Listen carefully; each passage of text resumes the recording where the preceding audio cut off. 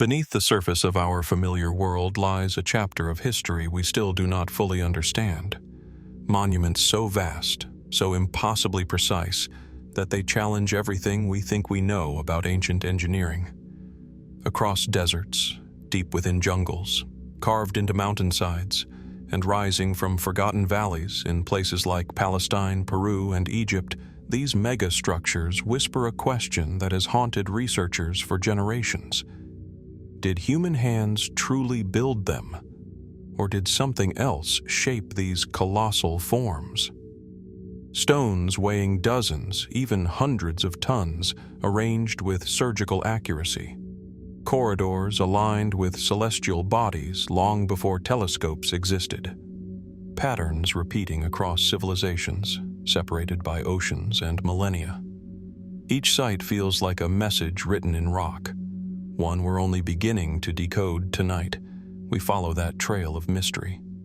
From the familiar ruins we thought we understood to the enigmatic structures that continue to defy explanation, we journey into a past far stranger than the history books suggest. So sit back, relax, and let's dive into the ancient megastructures that might not have been built by human hands. Stretching across the windswept plains of northeastern Iran, where the landscape fades into a vast horizon of dust-red earth and shifting shadows, lies one of the ancient world's most overlooked marvels, the Great Wall of Gorgan. To the untrained eye, it may appear as nothing more than a faint scar carved into the land, a long, wavering ridge of clay and brick. But step closer, and its true scale becomes almost overwhelming. This is no modest barrier. It is a titan of engineering, extending for nearly 120 miles, rivaling even the most celebrated defensive works of antiquity. And yet, despite its magnitude, it remains largely absent from popular imagination. The wall emerges from the earth like the spine of some forgotten giant, running from the foothills of the mountains to the edge of the Caspian Sea. The soil here is tinged with iron, giving the structure its distinctive crimson hue. Under the late afternoon sun, the bricks seem to glow faintly, as if holding the warmth of centuries archaeologists have long debated its origins, though most agree it was built during the Sasanian Empire, sometime between the 5th and 6th centuries AD. Its purpose, at least according to traditional accounts, was simple: defense. A bulwark against nomadic invaders sweeping down from the steppes of Central Asia. And yet, the deeper one looks, the less simple the story becomes. This was not a hastily assembled frontier wall. Its construction required staggering resources, millions of fired bricks, advanced water management systems, and a chain of fortresses spaced like watchful sentinels along its length. To sustain the laborers who built and manned it, engineers created an intricate network of canals, diverting rivers with mathematical precision. For a society of the late ancient world, this level of logistical coordination borders on astonishing. How, then, did such a monumental undertaking rise in a region often assumed to be peripheral to the empires of classical antiquity? And why did it vanish from historical memory for so many centuries? Theories abound. Some scholars argue that the wall was part of a grand military strategy, a coordinated effort to control the frontier and regulate movement across the fertile Gorgan plain. Others suggest it was more symbolic, a statement of power, a marker of imperial authority drawn boldly across the landscape. But certain puzzles resist easy explanation. For instance, despite the immense scale of the project, written references to the wall are curiously sparse.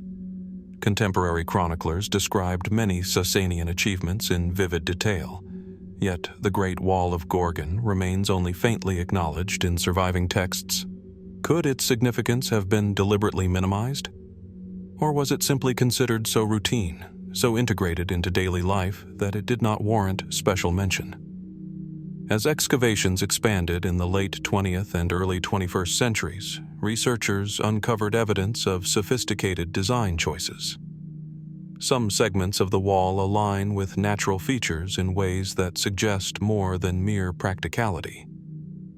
Certain fortresses are positioned with almost geometric regularity, as though the architects followed a blueprint far more complex than military necessity. Alone. The canal system, too, reveals a knowledge of hydrology that seems ahead of its time, enabling the transport of water over long distances with remarkable efficiency.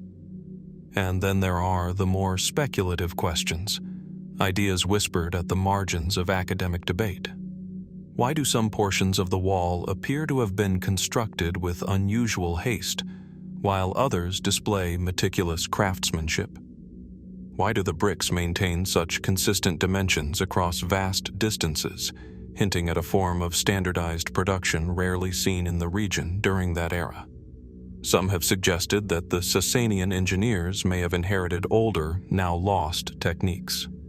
Others wonder whether they were expanding upon an even earlier foundation, perhaps a structure whose origins stretch deeper into history than we currently believe. The parallels drawn by fringe theorists are even more daring. They note that throughout the ancient world, great walls and linear earthworks appear in unexpected places, across Britain, in parts of China, and in regions near modern-day Palestine.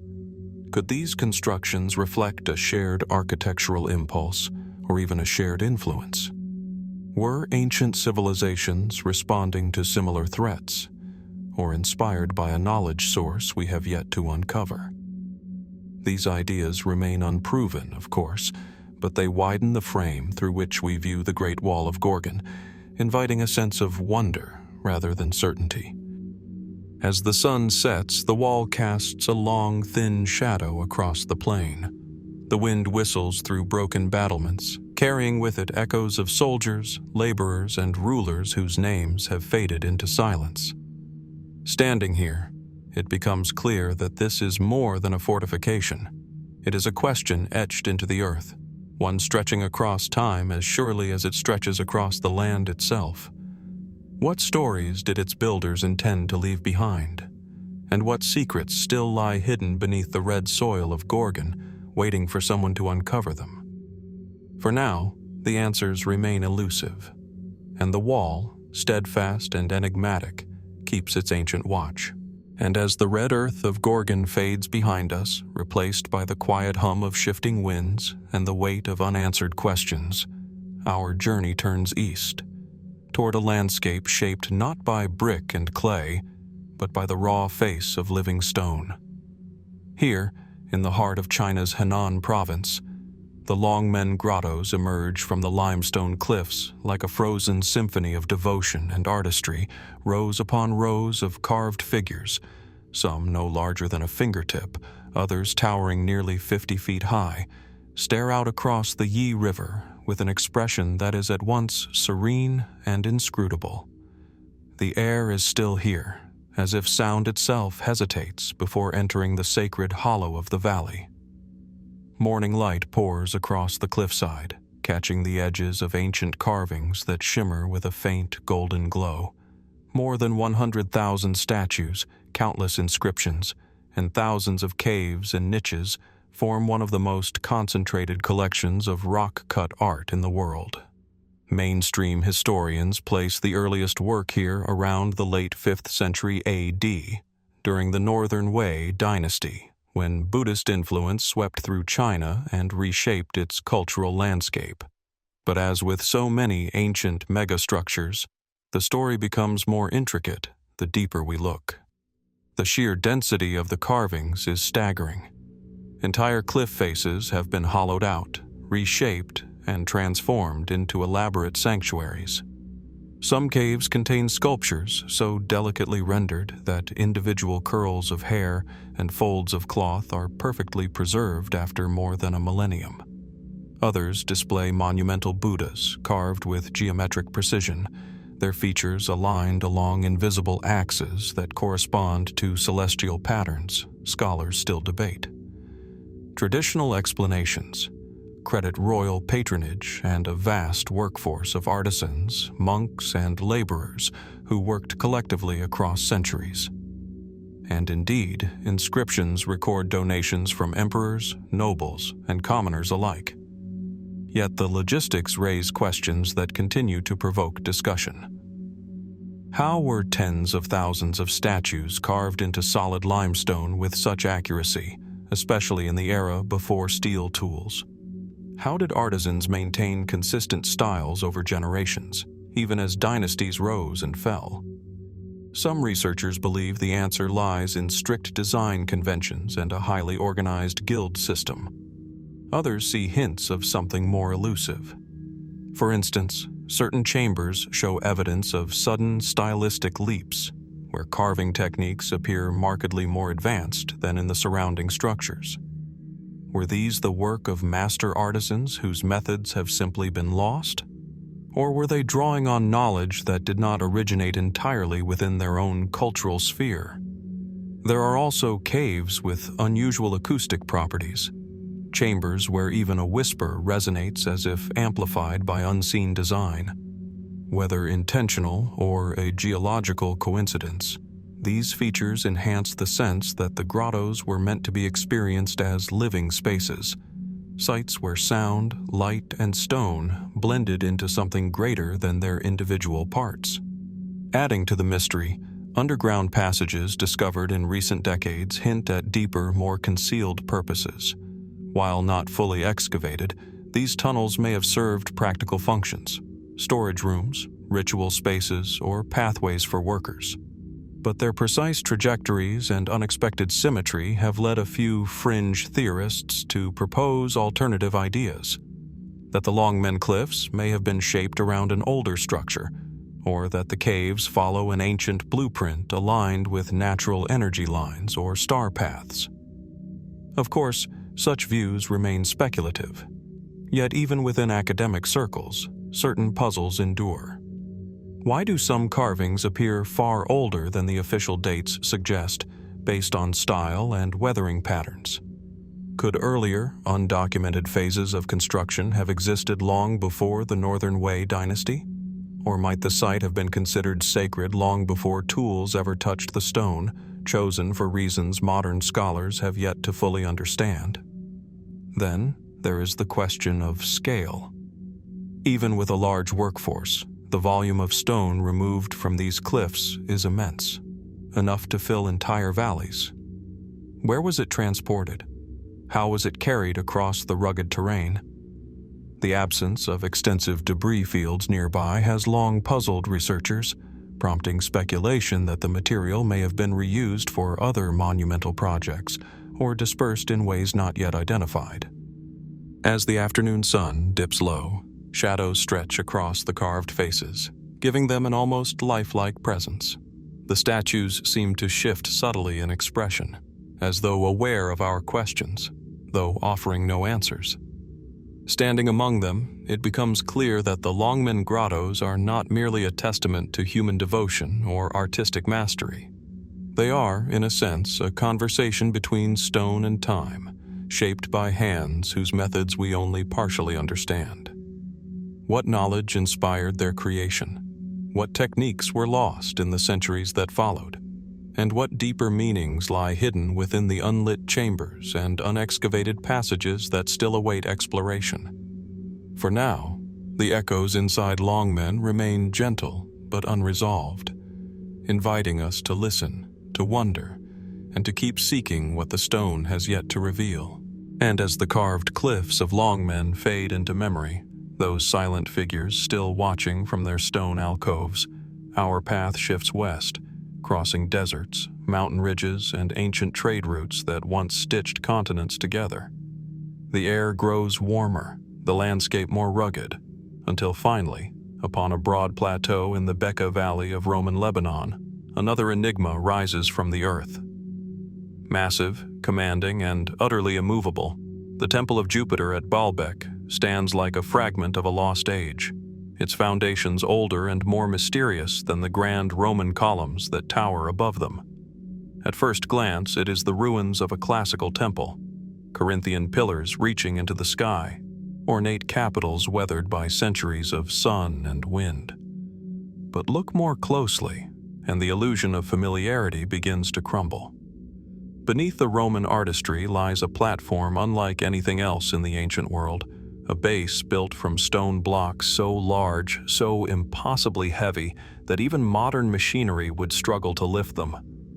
One block, known simply as the Stone of the South, weighs more than 1,000 tons. Others exceed 800. Together they form the Trilithon, 3 colossal stones set with astonishing precision, their seams so tight a sheet of paper cannot pass between them, and they are not perched precariously atop the site. They are embedded deep within its very structure, as if the temple was carved upward from the landscape rather than assembled stone by stone. Mainstream historians attribute the site's development to successive cultures. Phoenician settlements, Hellenistic influences, and then the Romans, who transformed Baalbek into one of the grandest temple complexes of the empire.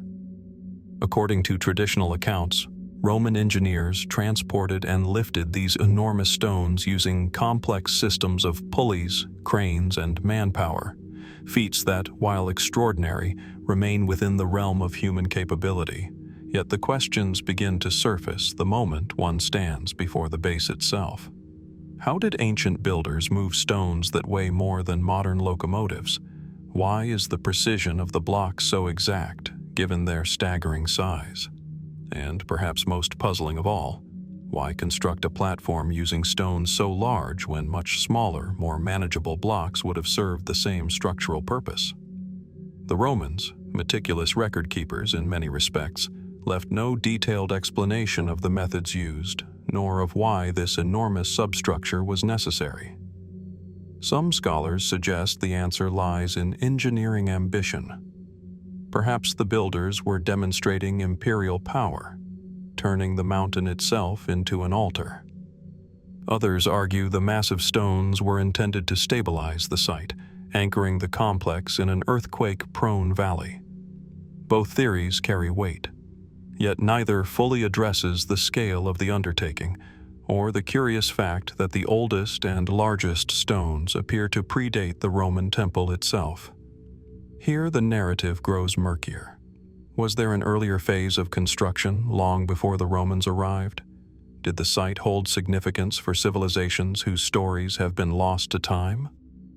The absence of definitive evidence leaves room only for careful speculation. Some fringe researchers suggest that the base may represent an inheritance, a remnant of an unknown culture whose knowledge of stonework far exceeded what we typically attribute to ancient builders. Others draw parallels with megalithic sites across the ancient world, from the highlands of Peru to the stone enclosures of ancient Palestine, proposing that civilizations separated by continents may have shared techniques, ideas, or something more enigmatic. While such views remain outside mainstream scholarship, they reflect a persistent truth. Baalbek defies easy explanation. Even the quarry, located nearly a kilometer away, adds to the mystery. There lies another giant, an even larger block, estimated at over 1,600 tons, left partially cut, as if the builders abandoned it mid-process. Was it too heavy to move, even for them, or was it simply no longer needed? The marks on its surface are clean and deliberate, suggesting the workers understood exactly what they were doing, until, for reasons unknown, they stopped. Walking among the ruins, the sheer scale overwhelms the senses. The columns, though magnificent, seem almost delicate compared to the platform they rest upon. The wind whistles through the gaps where once a massive roof stood, carrying echoes of rituals, prayers, and imperial ceremonies now swallowed by time. Every stone feels like a puzzle piece, part of a story with missing pages. And as daylight fades, the trilithon glows softly in the last amber light of sunset.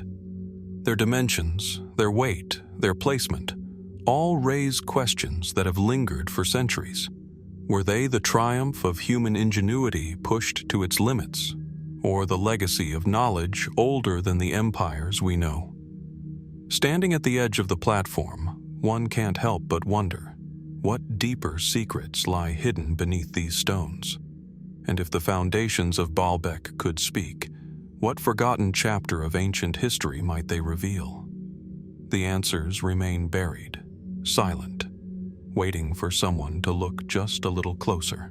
And as the monumental stones of Baalbek fade behind us, leaving their silent questions echoing across the Bekaa Valley, our journey carries us northward into the rugged highlands of southeastern Turkey, where the peaks rise sharply against a pale sky and the wind seems to whisper secrets from centuries past. Here, atop one of the most remote summits of the Taurus Mountains, lies an extraordinary sight that both dazzles and confounds, the tumulus of Mount Nemrut. From a distance, it appears as nothing more than a massive cone of rubble, a natural mountain reshaped by human hands. Yet, as one approaches, the scale, the symmetry, and the silent grandeur of the place begin to reveal themselves. Crowning the summit are colossal statues, some standing over 20 feet tall, others reclining as if in eternal repose. Faces of gods, kings, and mythical beings gaze outward, their features weathered by millennia, yet still imbued with a presence that feels almost alive. The horizon stretches endlessly in every direction, the distant valleys below shrouded in mist, as if the mountain itself has been lifted above the ordinary world. Archaeologists date the site to the 1st century BC, built under the reign of King Antiochus I of Commagene, who sought to create a tomb sanctuary that honored both Greek and Persian deities, a symbol of political power and divine connection. Yet even as we recognize its historical context, questions begin to surface. How did workers transport massive limestone blocks and carve statues of such monumental scale atop a peak over 2,000 meters above sea level? Some stones weigh several tons, positioned with an apparent precision that suggests careful planning and engineering skill far beyond the labor-intensive tools of the time. Trails carved into the mountain hint at routes long forgotten, perhaps used to haul these stones over steep cliffs and rugged terrain, yet much of the process remains shrouded in uncertainty. The arrangement of the statues adds another layer of intrigue. They are not randomly placed. Each figure faces outward, oriented along lines that some researchers argue correspond with the rising and setting of the sun during solstices. Others note possible alignments with distant peaks or celestial events, raising the possibility that Mount Nemrut served not only as a tomb, but also as a cosmic observatory, a bridge between the earthly realm and the heavens. Did Antiochus intend his monument as a political statement alone, or was it designed to encode knowledge, rituals, or astronomical observations we have yet to fully decipher? Fragments of hieroglyphic inscriptions and Hellenistic motifs hint at a syncretic culture, blending Greek, Persian, and local Commagene traditions into a unique artistic language. And yet, the statues themselves are enigmatic.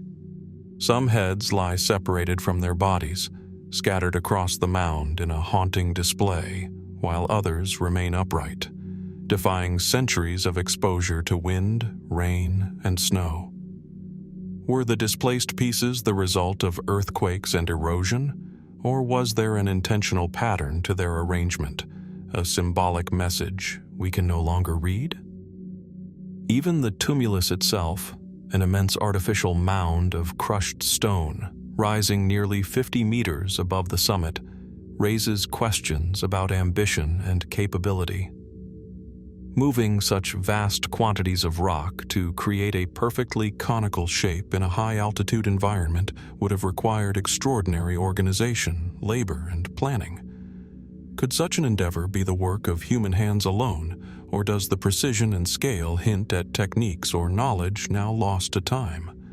Some fringe theories have even suggested that the summit's layout, its statues, and its hidden chambers may reflect influences beyond conventional historical understanding, connecting it to a broader network of ancient megalithic sites across Eurasia. Others propose that the mountain itself was chosen for its natural energy, its vantage, or perhaps a significance now obscured by the passage of millennia. While these ideas remain speculative, they invite a broader question. What ancient wisdom, techniques, or traditions might have guided the builders of Nemrut, and why do so few records survive to explain their choices? As the sun dips behind distant peaks, the statues cast elongated shadows across the stone-strewn mound. The air is sharp and cold, carrying the scent of dust and wind-blown rock. In this high, silent place, the tumulus seems almost alive, its massive figures frozen in eternal watchfulness. They guard not only a king's tomb, but also 1,000 unanswered questions about the people who dared to shape mountain and stone into a monument of such grandeur. Standing at the summit, one is struck by a sense of awe mingled with uncertainty. How much of their knowledge has vanished into time? What secrets remain hidden beneath the rubble, in cracks, chambers, and alignments we have yet to fully explore? Mount Nemrut offers no simple answers, only the quiet, enduring mystery of human ambition, artistry, and perhaps something more. And as the cold winds of Mount Nemrut fade behind us, carrying the echo of silent, colossal statues, our journey now descends into the earth itself. In the heart of Cappadocia, central Turkey, beneath a landscape of fairy chimneys and volcanic spires, lies a subterranean labyrinth that has both fascinated and unsettled explorers for centuries, the Derinkuyu underground city. From above, the terrain appears gentle and unassuming, dotted with small villages and rolling hills. Yet beneath this tranquil surface stretches a network of tunnels, chambers, and passageways that descend at least 60 meters, several stories deep, into the volcanic rock, forming a hidden city capable of sheltering tens of thousands of people. The air here is cool, tinged with the faint scent of stone dust and history. Narrow corridors wind in unexpected directions, some barely wide enough to pass through, others opening into expansive rooms carved with astonishing precision. Kitchens, stables, wine presses, storage areas, chapels, and ventilation shafts interconnect in a seamless network, revealing a level of planning and architectural knowledge that is nothing short of extraordinary. Archaeologists date the city to the Byzantine era, roughly between the 5th and 10th centuries AD, attributing its construction to Christian communities seeking refuge from marauding armies. And yet, as we explore the vastness of Derinkuyu, questions emerge that remain unresolved. How was such an immense structure carved from solid volcanic tuff with the tools of the time? The tunnels are remarkably smooth, the angles precise, and the ceilings carefully reinforced to prevent collapse. Massive stone doors, some weighing several tons, could be rolled into place to seal off entire sections of the city, a testament to engineering foresight. And the ventilation shafts, numbering over 100, allow fresh air to circulate even in the deepest chambers, creating a self-sustaining environment that is both practical and sophisticated. But even within mainstream explanations, the scale of Derinkuyu challenges conventional understanding. Some rooms are impossibly large, requiring thousands of laborers over decades, perhaps even centuries, to complete. Certain passages appear to extend beyond known boundaries, suggesting that much of the city remains unexplored. How extensive is this subterranean labyrinth? Could it stretch far beneath the Cappadocian Plateau, connecting with other underground networks, or even reaching regions we have yet to map? Speculative theories deepen the intrigue. Some researchers suggest that the underground cities were not merely refuges but held ceremonial or symbolic significance, designed to mirror the heavens above or align with mystical patterns in the earth. Others note striking similarities between Derinkuyu and subterranean complexes found in distant regions, from the hidden tunnels beneath Petra to underground structures in ancient Palestine and beyond, raising questions about possible knowledge transfer or perhaps a universal approach to subterranean architecture in the ancient world? Could there have been techniques and wisdom now lost to time, passed down from a civilization older than the known historical record? Even more mysterious are the inexplicable features scattered throughout the tunnels. Certain chambers show signs of careful acoustic design, amplifying sound in ways that remain puzzling. Carved niches, intricate stonework, and mysterious symbols hint at ritualistic purposes that do not fit neatly into a defensive narrative. And as explorers descend into the deeper, unexcavated levels, the sense of otherworldliness intensifies. The faint echoes of footsteps and the flicker of light on rough walls create the impression that the city itself is alive, a silent witness to countless generations. Standing at the bottom of Derinkuyu, one cannot help but feel the weight of human ambition, and perhaps something more enigmatic. What drove these communities to carve such vast spaces beneath the earth? Were the builders guided solely by practical necessity, or were they inspired by knowledge and design principles that predate recorded history? And if parts of the network remain undiscovered, what secrets might lie in the darkness, hidden for millennia? As we slowly ascend back toward the surface, leaving the cool shadows of Derinkuyu behind, the labyrinth seems to linger in memory, a silent, subterranean monument to ingenuity, perseverance, and mystery. The answers remain elusive, concealed beneath layers of volcanic stone, waiting for those who dare to venture deeper, to question what we think we know, and to imagine what ancient hands might have achieved far beyond our modern comprehension. And as we emerge from the labyrinthine depths of Derinkuyu, leaving behind the echoes of stone corridors and hidden chambers, our journey now turns to an island in the Mediterranean, where the rhythm of the waves seems to mask a secret carved into the very bedrock beneath the earth. On Malta, beneath the bustling streets of modern Paola, lies one of the most enigmatic subterranean sites in the ancient world, the Hypogeum of Hal Saflieni. From above, there is nothing to suggest the magnitude of what lies below, just a modest 20th century building, hiding an entrance to a network of chambers that descend in delicate spiraling terraces into the limestone below. The air here is cool, heavy with the scent of ancient stone, and carries a stillness that feels almost sacred.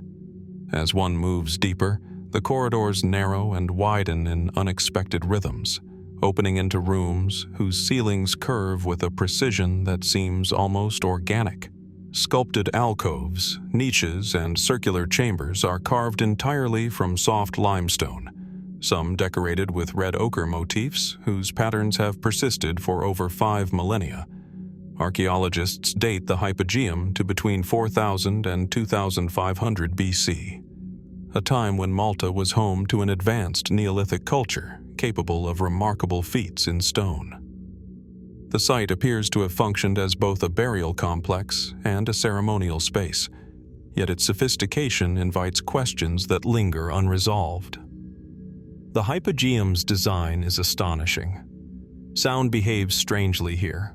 Even the faintest whisper in one chamber resonates clearly in another, suggesting an awareness of acoustics that seems almost deliberate. Narrow staircases descend to lower levels, some reaching 3 tiers below the surface, where the air grows cooler and shadows deepen. The precision of the carvings, walls, floors, and ceilings aligned with an almost architectural perfection, suggests that the builders possessed an intimate understanding of the material and space, applied with a skill that continues to baffle modern experts. Yet, for all that we can measure and describe, there remain elements that defy easy explanation. How were entire chambers carved with such accuracy using the tools available at the time? How did Neolithic communities organize the labor and technical knowledge required to construct a subterranean complex of such scale and coherence? The answer, while partially residing in human ingenuity, seems to brush against limits we have yet to fully comprehend. speculative perspectives deepen the mystery. Some researchers have suggested that the Hypogeum may have been aligned with celestial events, its chambers designed to channel light, sound, or spiritual energy in ways that remain mysterious. Others note the presence of symbolic carvings and patterns that hint at ritualistic practices far more sophisticated than simple funerary use. Could these spaces have been designed not just for the living or the dead, but for experiences we no longer have the words to describe? Might the architects have possessed knowledge of geometry, acoustics, or spiritual symbolism that has been lost to time? The human scale of the Hypogeum is deceptive. In certain chambers, a single individual feels both immense and enclosed, dwarfed by the stone around them, yet strangely enveloped by it. Some areas remain unexplored or partially collapsed, their secrets buried under centuries of debris and limestone dust. And yet, even in the excavated portions, the sense of intention is palpable. Every curve, every passageway, every chamber seems to have been conceived with purpose, its meaning tantalizingly just out of reach. Comparisons with other subterranean sites, from Cappadocia to ancient Palestine, invite reflection. Are there shared principles underlying these hidden architectures, a lost tradition of underground construction and design? Or are these coincidences, separate civilizations responding to practical challenges with strikingly similar ingenuity? The parallels provoke curiosity without providing answers, leaving us to wonder whether we are glimpsing fragments of a broader, unrecorded history. As light filters through the entrance, casting faint shadows along carved walls, the Hypogeum stands as a silent witness to the passage of millennia. Its chambers, still cool and echoing, seem to ask the same questions that every ancient megastructure poses. How were they made? By whose hands? And for what purpose, so profound that it demanded to be etched into the heart of the earth itself? Even now, as visitors tread carefully through its labyrinth, the Hypogeum retains its secrets. Its story is incomplete, whispered only through the stones and the lingering sense that beneath Malta, beneath the very ground we walk upon, ancient minds achieved something extraordinary, something that continues to defy explanation, inviting us to wonder what other knowledge of the past may yet lie hidden, waiting to be discovered. And as we emerge from the shadowed chambers of Malta's Hypogeum, where silence and stone speak of mysteries lost to time, our journey now turns to the rugged cliffs of western India, where another marvel of ancient craftsmanship rises in defiance of logic and scale. In the Ellora Caves of Maharashtra, carved from a single monolithic rock, stands the Kailasa Temple, an extraordinary feat of architecture and imagination that seems to have grown organically from the earth itself. From above, the temple appears as a colossal sculpture hewn into the face of the mountain, its tiered roofs, elaborate pillars, and intricate reliefs cascading downward like frozen waterfalls of stone.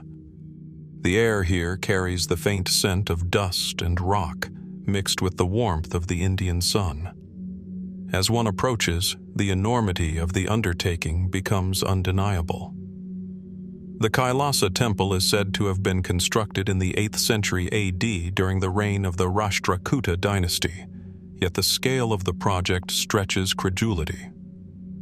Unlike conventional temples built from assembled blocks, Kailasa was carved top-down from solid basalt, workers chipping away at rock to reveal the structure, rather than constructing it piece by piece.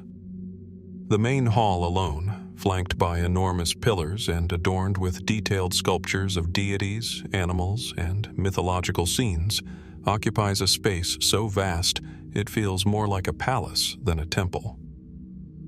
The precision is staggering. Reliefs depict complex narratives with clarity and depth, while columns rise in perfect alignment, supporting ceilings carved from a single mass of stone.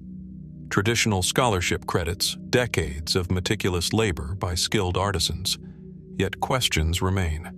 How did workers maintain orientation and proportion when removing tons of rock from above without modern engineering tools? How were measurements transferred across such a vast, three-dimensional canvas with such exactitude? And most curiously, why was a monolithic approach chosen at all, when conventional construction would have been far simpler? Some researchers suggest the temple reflects an unparalleled mastery of top-down rock excavation techniques, a process requiring not only artistry but extraordinary spatial vision. Others note that certain carvings seem to exceed the expected technical limits of the period, with sculptures rendered so deeply and accurately that even modern tools would struggle to replicate them. The temple also integrates complex hydraulic channels, courtyards, and sanctuaries, hinting at a sophisticated understanding of both structure and ritual space. Speculative perspectives deepen the intrigue. Was Kailasa purely the product of human skill? Or might it draw upon knowledge or methods that have been lost over centuries? Could the architects have used techniques that allowed them to manipulate rock in ways we no longer fully understand? Some observers point to the temple's alignment with nearby geological features or its dramatic verticality as evidence that its construction was guided by principles beyond mere architecture, a harmony with the landscape itself or even celestial patterns that suggest an awareness of forces or design not entirely explained by conventional history. And yet, amidst these marvels, questions persist. Certain sections of the temple exhibit carving styles that suggest multiple phases of construction, or perhaps the work of different schools of artisans over generations. Some surfaces are so smooth and corners so sharply defined that the passage of centuries and natural erosion seem almost unable to touch them. The very notion that such precision could have been achieved with chisels and hammers alone challenges our understanding of ancient capabilities. As the sun moves across the sky, light filters through carved openings, illuminating reliefs and casting shadows that shift with the hours. The figures of gods, dancers, and mythical creatures seem almost animated in this interplay of light and stone. Walking through the temple is like moving through a frozen symphony, an artistic and architectural composition that defies expectations of scale, technique, and ambition. Standing at the edge of Kailasa's central courtyard, one cannot help but feel a mixture of awe and uncertainty. How was such a monumental vision realized? What knowledge guided hands and minds to carve an entire temple from a single rock mass with such precision and artistry? And what secrets might remain hidden within the deeper recesses of the mountain, in corridors or chambers yet unexplored, silently bearing witness to the ingenuity of an ancient civilization? The Kailasa Temple remains a testament to human imagination, or perhaps to something even more extraordinary. Its mysteries preserved in stone, inviting us to pause, to wonder, and to ask, what is the true story behind this unparalleled monument, and what knowledge of the past might it still conceal? And as the monolithic wonder of Kailasa fades behind us, its carved stone walls and cascading reliefs lingering in the mind, our journey now turns to the arid plains of Upper Egypt, where the sands of history conceal one of the most enigmatic monuments of the Nile Valley, the Osirian at Abydos. At first glance, the Osirian appears deceptively simple, an underground structure, mostly obscured, tucked behind the grandeur of the more familiar temple of Seti I. But step closer, and its scale, its design, and its very presence provoke questions that ripple across time. Massive granite blocks line the subterranean chamber, water channels trace through its corridors, and the shadows seem almost too deep, too deliberate for a mere tomb or cenotaph. The air here is cool, heavy with the scent of damp stone, contrasting sharply with the sun-baked desert above. Archaeologists date the Osirian to the reign of Pharaoh Seti I, around 1290 BC, suggesting it was built as a symbolic tomb for Osiris, the god of the underworld and resurrection. Its construction, however, defies conventional expectations.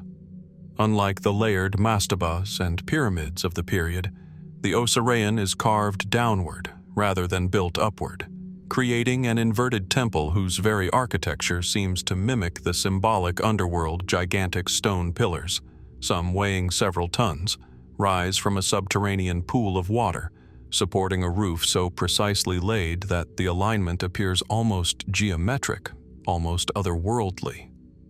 The mainstream explanation emphasizes the ingenuity of Egyptian engineers, skilled laborers carving into the bedrock, channeling water and creating a funerary monument aligned with religious symbolism. And yet, the Osirian's design raises questions that remain unresolved. How did workers manage such precision in an underground setting? How were these immense stones moved and placed, some buried beneath a natural water table that would have complicated construction? And perhaps most puzzling of all, why does the Osirian seem older in its style and proportions than the temple built above it? Certain architectural elements suggest knowledge and techniques not widely associated with the 19th dynasty, hinting at a possible origin that stretches further back in time. Speculative perspectives deepen the intrigue. Some researchers argue that the Osirian may have been deliberately aligned with celestial phenomena, perhaps reflecting a sophisticated understanding of astronomy and the cycles of the Nile. Others suggest that it was part of a much older tradition of sacred subterranean architecture, preserved and adapted by Seti-Wasan's builders. The presence of the central water basin adds another layer of mystery. Some propose it symbolized the primeval waters of creation, essential to Osiris's mythos. Others wonder whether it was functional, perhaps serving as a stabilizing element for the weight of the stone above, or even indicating knowledge of hydrological engineering advanced for its time. Adding to the puzzle are the massive granite blocks themselves. Many weigh tens of tons, their surfaces polished and cut with a precision that modern archaeologists find remarkable, particularly considering the subterranean setting. How did the builders achieve such exactitude without the cranes, pulleys, and lifting devices we consider necessary today? Were these the result of centuries of incremental experimentation, or evidence of a lost technique passed down from an earlier, now vanished culture? Could the Osirian, in its form and function, reflect a continuity of knowledge extending into pre-dynastic Egypt or even beyond? Then there are the inscriptions, or rather the absence of them in certain sections. Unlike most Egyptian tombs, the Osirian is curiously sparse in decorative reliefs on its lower levels, the walls left bare and unadorned. Was this an intentional choice, meant to evoke solemnity, or a clue that the subterranean chambers predated the era of Seti I and were repurposed? Scholars remain divided. Some note the structure's connection to Abydos as a cultic center of Osiris worship, where kings sought to legitimize their rule through association with divine ancestry. Others are drawn to the possibility that the Osirian represents a far older, perhaps even pre-dynastic sacred site, preserved and integrated into later constructions in ways that continue to baffle conventional chronologies. As the sun sets over the desert horizon, light fades from the Osirian's upper entrance, leaving the subterranean halls bathed in shadows. The still water reflects the massive pillars, creating an almost mirrored underworld where the ceiling, floor, and columns blend into one another. Standing in this quiet, the mind drifts to the questions that have persisted for over 3 millennia. Who first conceived this structure? How was it built with such precision and scale? And what knowledge, lost to history, guided the hands that shaped granite into an enduring enigma beneath the sands? The Osirian endures as a silent testament, not only to the skill of ancient Egypt, but to mysteries that refuse to yield. Its subterranean chambers, shadowed waters, and monolithic stones invite us to wonder what remains hidden beneath the desert, and whether the answers to its secrets might reveal knowledge of the past far older and more profound than we have yet imagined. And as the Osirian of Abydos retreats into memory, its shadowed chambers and reflective waters still echoing with silent questions, our journey now shifts across continents and oceans to the highlands of Peru, where the city of Cusco rests amid steep valleys and jagged peaks. Above the city, perched on a commanding hill, stretches a wall that seems almost impossibly vast, the Cyclopean walls of Sacsayhuamán. From a distance, the fortress appears as a jagged ribbon of stone, its massive blocks interlocked with astonishing precision. Up close, the scale and craftsmanship become overwhelming, leaving even modern engineers questioning how such a structure could have been achieved. The air is crisp, tinged with the scent of earth and wind. Each stone, some weighing over 200 tons, fits perfectly with its neighbors, leaving barely a hairline gap. No mortar holds them together. The walls rise in sweeping zigzags, stretching for hundreds of meters, their contour echoing the natural topography of the hill, as if the stones were sculpted to belong there, rather than simply placed mainstream scholarship attributes Sacsayhuamán to the Inca civilization of the 15th and early 16th centuries, describing it as a ceremonial complex and military fortress, part of the broader network that connected Cusco to the empire's farthest reaches. Yet, the more one examines the site, the more questions emerge. How did the Inca, or anyone for that matter, quarry, transport, and shape stones of such immense size with only bronze tools and rudimentary ropes? Some blocks weigh as much as small modern trucks, yet they were moved up steep slopes and fitted together with a precision that resists even the most sophisticated modern engineering techniques. How was each stone shaped to interlock so perfectly with its neighbors, forming a wall that has endured earthquakes, centuries of erosion, and human intervention, yet remains largely intact? Speculative theories flourish in the shadows of these unanswered questions. Some researchers suggest that Sacsayhuamán reflects not only human ingenuity, but perhaps techniques lost to time, methods of stone manipulation and transportation that go beyond conventional understanding. The interlocking patterns are so precise that even today, geologists and engineers struggle to explain how the walls absorb seismic shocks without mortar, bending imperceptibly, yet holding firm. Could the builders have possessed knowledge of natural stone properties, leverage, and vibration-resistant design that modern science is only beginning to grasp? Adding to the mystery is the sheer scale and organization of the stones. Many blocks were shaped in irregular polygons, seemingly without a pattern, yet each one fits perfectly with its neighbors. Traditional accounts suggest this was an advanced technique developed to resist earthquakes, yet the effort required to carve each irregular block to exact specifications, transport it up the hillside, and place it with such precision seems almost inconceivable.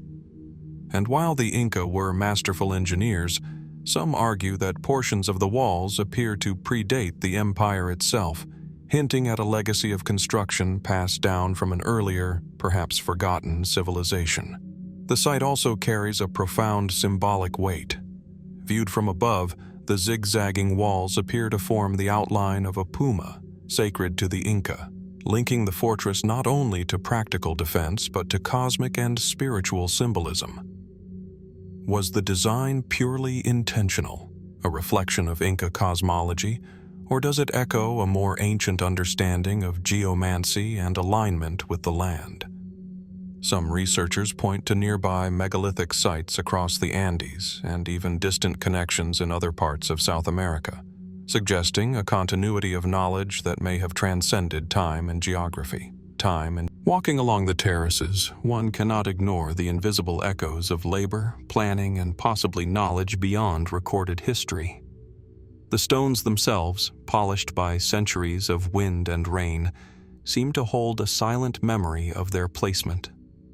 Every curve, every joint, every staggering monolith invites a single persistent question. How, with the tools we know they had, was this achieved?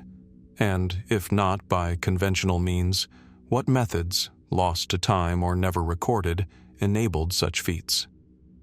As the afternoon sun dips behind the Andean peaks, shadows stretch across the walls, giving the impression that Sacsayhuamán is not merely a fortress, but a living presence, a dialogue between human hands and forces we barely understand. Its colossal stones, perfectly aligned, its zigzagging terraces, and the echoes of the Puma spirit invite reflection not only on what was built, but how. And why could there be knowledge buried within these stones, techniques or insights from the distant past, waiting for those willing to look closer? Standing atop the fortress, gazing across the sweeping valley below, it becomes clear that Sacsayhuamán is more than stone. It is a question cast in rock, a testament to ambition and skill, and perhaps an invitation to wonder whether some ancient constructions were built by hands guided not solely by human effort, but by knowledge that transcends our conventional understanding. The mystery remains, echoing through time, waiting for the next explorer, the next question, and the next discovery. And as the sun sets behind the soaring walls of Sacsayhuamán, casting long shadows across the Andean valleys, our journey returns to the Mediterranean, where another island holds the silent testimony of ancient ingenuity. On Malta, perched atop a gentle rise overlooking the deep blue of the sea, stands Hagar Chim, a megalithic temple complex whose colossal stones and enigmatic design have baffled historians and archaeologists for centuries. From a distance, the site appears almost unremarkable, a scattering of massive slabs against the limestone landscape. But step closer, and the scale, precision, and complexity of Hagar Chim reveal themselves, hinting at knowledge and skill that defy simple explanation. The air is warm, carrying the scent of sun-baked stone and sea salt, as though the island itself has absorbed the history of millennia. Hagar Chim dates to roughly 3,600 to 3,200 BC, placing it among the oldest freestanding structures in the world. Its massive limestone blocks, some weighing several tons, are arranged in circular and oval chambers, their interiors carved with precise recesses, altars, and niches. The builders, working without metal tools or the wheel, achieved a level of craftsmanship that seems almost beyond human capability, carefully shaping each block to fit into a larger, cohesive structure.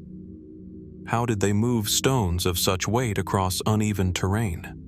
How were they aligned so precisely, not just with one another, but with astronomical features, such as the rising sun during solstices? Mainstream explanations focus on ritual and religious functions. Hagar Chim, like other Maltese temples, appears to have been a place of worship, perhaps dedicated to fertility or a mother goddess, given the symbolic carvings and figurines found within its chambers. But even these interpretations leave questions unanswered. Certain stones display deep carvings and patterns, some resembling eyes or other symbols whose meaning remains speculative. Others are positioned in ways that suggest a knowledge of geometry and alignment unusual for the period.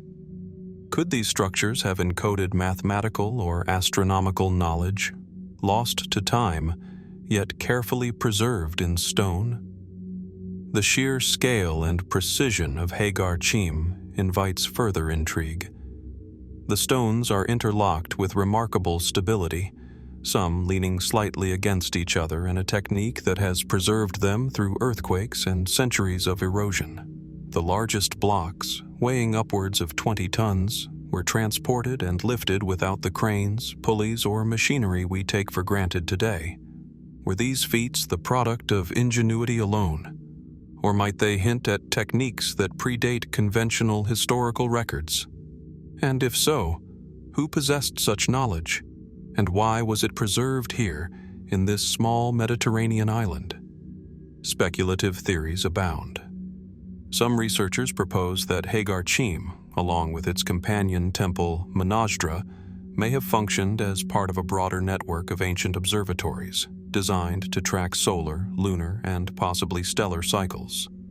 Others suggest the temple's design might have been influenced by even older, unknown civilizations, echoing knowledge passed down through generations or across continents. The alignment of chambers with celestial events, the careful shaping of monoliths, and the potential acoustical properties of certain spaces all hint at purposes that go beyond ritual. A deeper, perhaps scientific understanding of the world that we are only beginning to glimpse. Walking among the temple's corridors, the mind cannot help but linger on the question of human capability versus mystery. Every carved recess, every massive upright stone, every chamber seems to ask, how did people in 3600 BC achieve this? Could ordinary human hands, guided only by observation, effort, and ingenuity, have orchestrated such a monumental complex? Or does the site hint at knowledge, lost, hidden, or forgotten, that allowed these structures to be realized with a precision and scale that continues to astonish modern eyes? Even the surrounding landscape adds to the enigma. The temple overlooks a rugged coastline where waves crash against cliffs that may have been sacred to its builders, framing the complex within a natural theater of stone and sea. This interplay of natural and constructed space seems deliberate, as if the temple were designed to harness both earthly and cosmic forces, to create an experience that resonated with the minds and spirits of those who built and visited it. As sunlight filters through gaps between the massive stones, casting elongated shadows across altars and thresholds, one feels the weight of millennia pressing quietly upon the imagination Hagar Chim endures as a testament not only to human ambition, but to mysteries that defy explanation, questions of technique, purpose, and knowledge that remain unanswered. Could the secrets of these stones reveal truths about ancient civilizations and their understanding of the world far beyond what history records?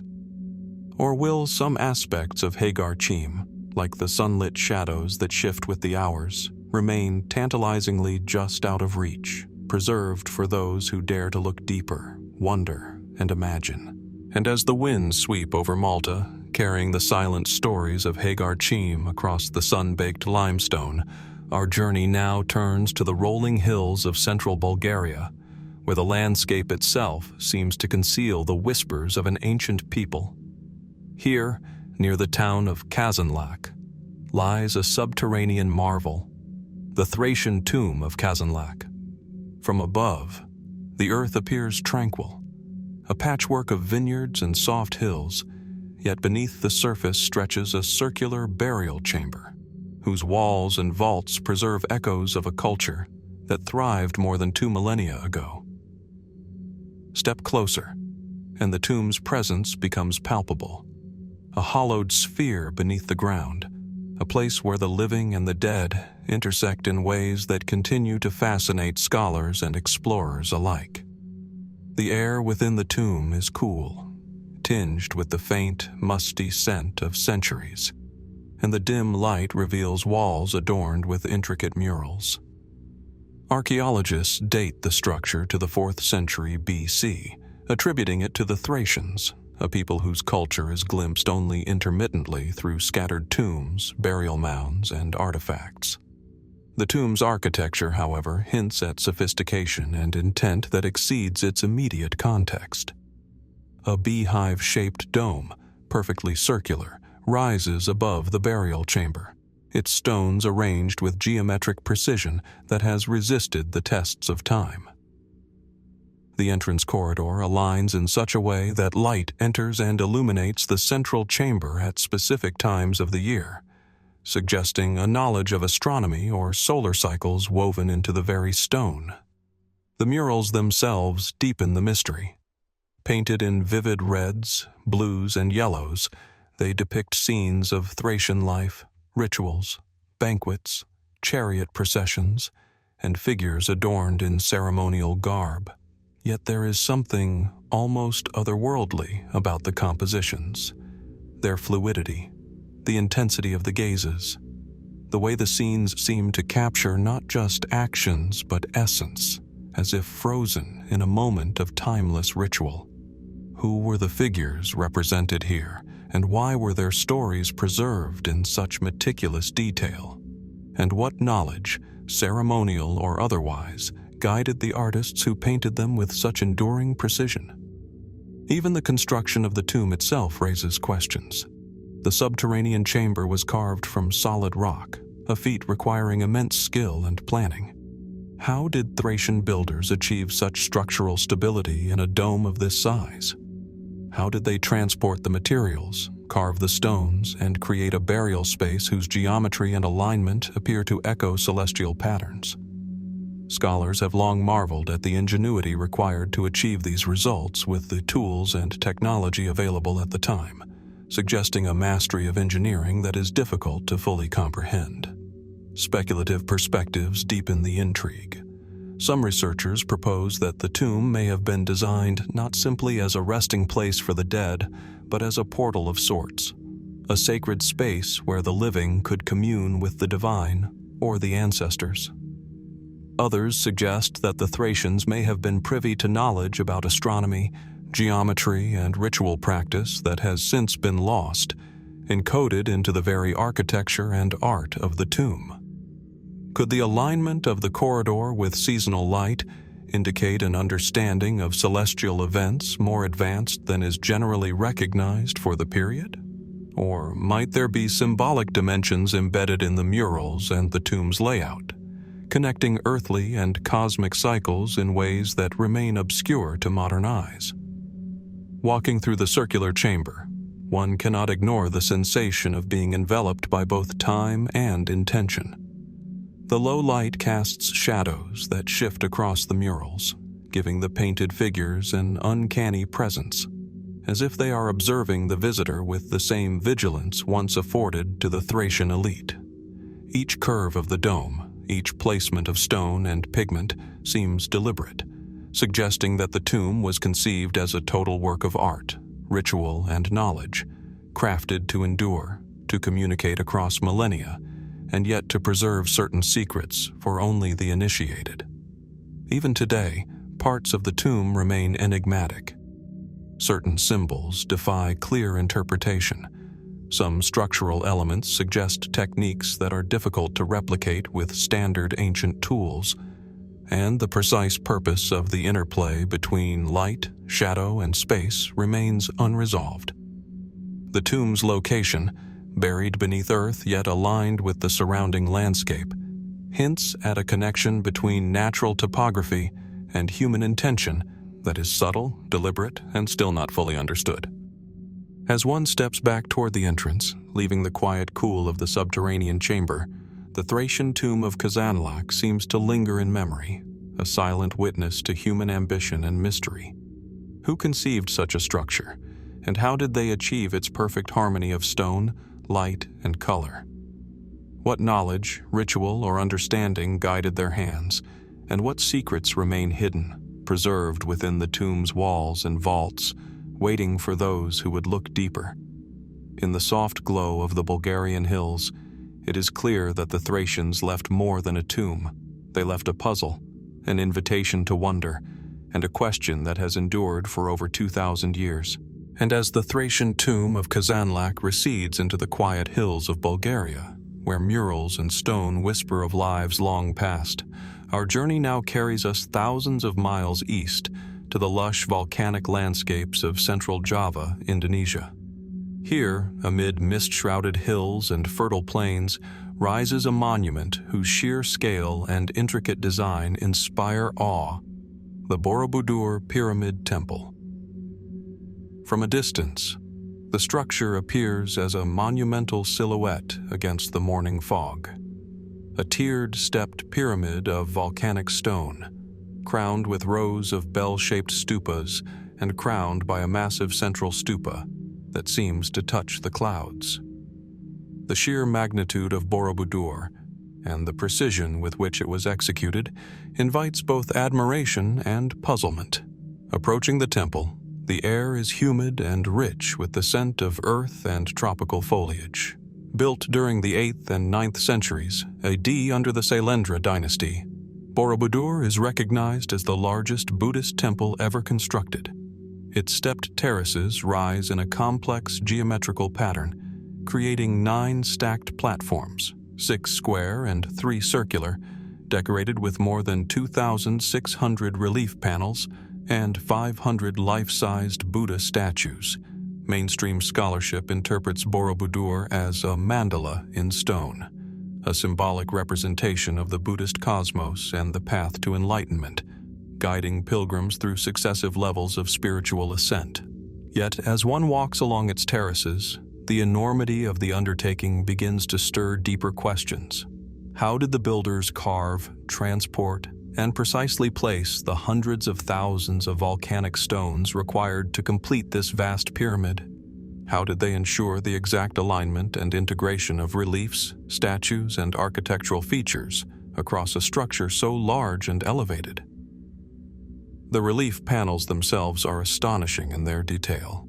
They depict a wide range of stories, from the life of the Buddha to intricate allegories and scenes of daily life, each executed with remarkable precision.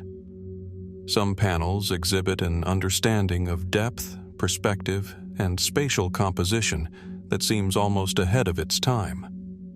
Could these artists have possessed knowledge of proportion and perspective lost to modern scholars? How was this information conveyed to thousands of artisans working over decades, ensuring that the narratives unfolded flawlessly across multiple terraces?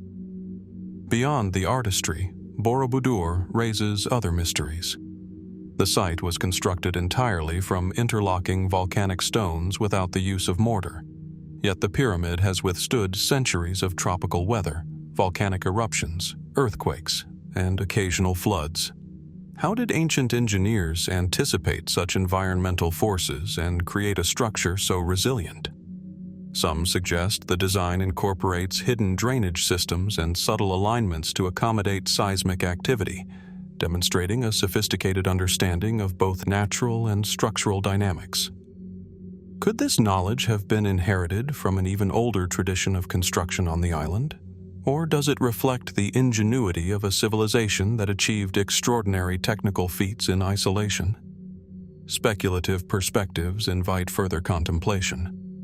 Some researchers have proposed that Borobudur's construction embodies astronomical alignments or metaphysical symbolism, with its terraces reflecting the journey from the earthly plane to enlightenment in a precise, spatially calculated manner.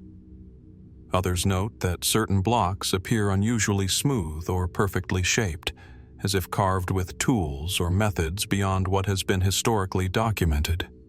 Could there have been techniques, lost, esoteric, or otherwise unknown, guiding the placement of stone and the orientation of entire terraces?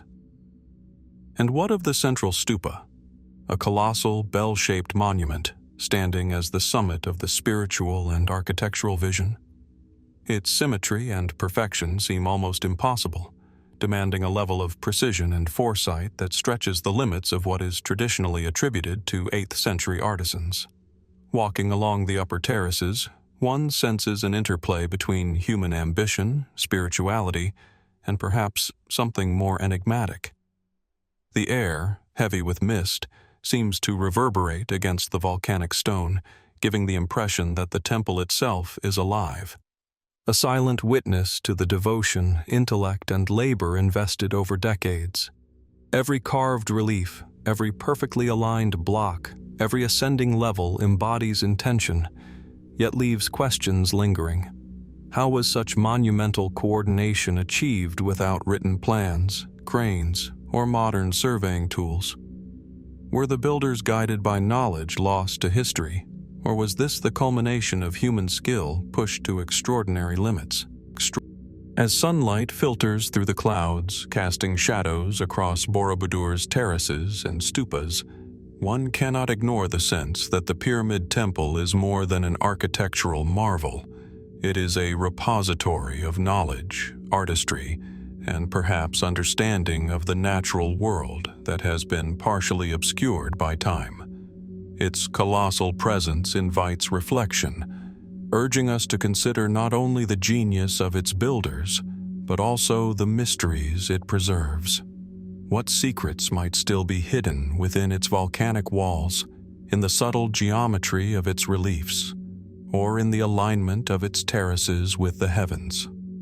Borobudur, like the ancient structures before it, stands as both a testament and a question, a reminder that even in human hands, some creations seem to touch the edge of the extraordinary, leaving us to wonder what knowledge of the past may still lie just beyond our grasp. And as the morning mist lifts from the terraces of Borobudur, revealing the volcanic plains of central Java, our journey returns once more to the timeless sands of Egypt, where the Nile winds through limestone cliffs and fertile valleys, cradling the legacies of civilizations long past. Near the modern city of Minya, along the eastern bank of the river, stretches a site both imposing and enigmatic, the Beni Hassan rock-cut necropolis. From afar, the cliffs appear as a solid wall of stone, unbroken, except for horizontal scars that mark entrances into carved tombs. Yet, as one approaches, the magnitude of human, or perhaps extraordinary, effort becomes undeniable. A series of tombs hewn directly into the living rock, each a doorway into the world of the elite Middle Kingdom officials who once ruled these lands. The air is dry and warm, carrying a faint scent of limestone dust mixed with the river's moisture. The necropolis dates to roughly 2000 to 1800 BC, primarily the 11th and 12th dynasties of ancient Egypt, and contains tombs of provincial governors and high-ranking officials. Mainstream archaeology emphasizes the political and cultural significance of Beni Hassan, noting that the reliefs within the tombs depict daily life, military campaigns, agriculture, and religious rituals with remarkable clarity. Yet, there is an undeniable aura that transcends mere documentation. Each tomb is carved with precision and artistry, the walls smooth, the corridors aligned, and the ceilings held by pillars that seem impossibly uniform given the tools and technology of the time. How were these deep recesses, some extending over 30 meters into the cliffs, chiseled with such exactitude? How were the massive blocks removed, smoothed, and positioned to create chambers that remain structurally sound after millennia of natural erosion and occasional seismic activity? The reliefs themselves deepen the mystery. Depictions of wrestling matches, hunting scenes, and agricultural labor are rendered with a naturalism and dynamic motion rarely seen in other tombs of the period. Figures move with fluid grace, gestures are precise, and the proportions are remarkably consistent across hundreds of panels. Could such accuracy have been achieved without some form of advanced measurement or planning, a system lost to time? Scholars suggest that these depictions were intended to immortalize the achievements of the tomb's owner, yet the technical sophistication hints at knowledge of anatomy, perspective, and proportion that feels unexpectedly advanced for the Middle Kingdom. Beyond craftsmanship, questions arise about the tomb's construction itself. The necropolis is carved into cliffs of relatively soft limestone, yet the depth, scale, and structural integrity suggest meticulous planning. How were angles measured and ceilings prevented from collapse without modern surveying tools? How did workers achieve such smooth finishes on walls that span tens of meters? Some researchers argue that Beni Hassan may reflect inherited knowledge from even earlier builders, suggesting continuity from pre-dynastic architectural techniques. Others note anomalies. Certain recesses appear unnaturally perfect. Certain reliefs are placed in positions difficult to access, and some tombs exhibit alignments with celestial patterns, indicating a possible symbolic or astronomical dimension to their construction. Speculative perspectives invite further contemplation. Could the necropolis have been influenced by knowledge or methods that exceed conventional understanding of Middle Kingdom Egypt? Were the builders tapping into a tradition of rock-cut architecture that predates the historical record, preserved and refined through generations? The precision, scale, and apparent planning of Beni Hassan's tombs continue to challenge assumptions about the capabilities of the era, hinting at a sophistication that is only partially documented in surviving records. Walking through the cool corridors, one feels a sense of intimacy with the past. Shadows stretch across carved pillars and painted reliefs, bringing figures to life as if frozen in the act of daily tasks, ritual observances, or ceremonial pageantry. The experience is immersive. The walls themselves seem to resonate with the hands that shaped them, the minds that designed them, and the beliefs that infused them with meaning. Every carved line, every structural decision, every alignment with the cliff face and sky evokes questions about purpose, technique, and knowledge. As sunlight filters through the entrances, highlighting dust motes suspended in the air, it becomes clear that Beni Hassan is more than a cemetery. It is a statement of vision, skill, and possibly lost understanding. How did the builders achieve such monumental precision? What knowledge guided their hands and eyes, their chisels and hammers, across the sheer faces of limestone cliffs? And, perhaps most intriguingly, what secrets still linger within the shadows, waiting to be uncovered by those who venture deeper into the silent corridors of this ancient necropolis? Beni Hassan endures not only as a tomb, but as a mystery, inviting reflection on human ingenuity and the tantalizing possibility that some ancient structures may hold clues to knowledge that transcends our current understanding. And as the shadows of Beni Hassan fade into the Nile's golden light, carrying with them whispers of subterranean chambers and the hands that carved them, our journey now turns to the heart of Mesopotamia, where the fertile plains of modern-day Iraq cradle echoes of empires long vanished. Amid the ruins of Ctesiphon, once the mighty capital of the Sasanian Empire, stands a singular architectural wonder, the Taki Kisra, also known as the Arch of Ctesiphon. Even in its partially ruined state, the Taki Kisra commands attention, a massive soaring arch of baked brick rising from the desert plain, a monolithic curve stretching nearly 37 meters in height and extending over 25 meters in span. Its scale and construction leave one to ponder the ingenuity required to erect such a structure, and perhaps the mysteries that linger in its shadow. The air is dry and warm, carrying faint traces of centuries of dust, heat, and the faint tang of the nearby Euphrates. Archaeologists date the Taki Kisra to the reign of Khosrow I, around the 6th century A.D., part of the Sasanian effort to manifest imperial grandeur in stone and brick. It is recognized as one of the largest single-span brick arches ever constructed, a feat that modern engineers often marvel at for its audacity and endurance. The arch was part of a larger palace complex, designed to awe visitors and symbolize the might of an empire that spanned from the Persian Gulf to the Levant. Yet, beyond its monumental presence lies a series of questions that continue to intrigue scholars and explorers alike. How was such a vast span achieved with baked brick and mortar? How did builders ensure its stability in a region prone to earthquakes and shifting soils? The construction itself is remarkable. The arch rises in a parabolic curve, supported by enormous buttresses, each brick carefully placed to distribute weight and resist collapse. Mainstream studies suggest a sophisticated understanding of compression, weight distribution, and the structural properties of clay bricks, but the precision and scale remain astonishing. How did builders, using only the technology of their time, create an arch so perfectly balanced that it has survived more than 1,400 years, withstanding centuries of neglect, seismic tremors, and human interference? And what secrets might the methods of construction hold? Techniques possibly lost to time that allowed such a feat without steel, modern scaffolding, or reinforced concrete.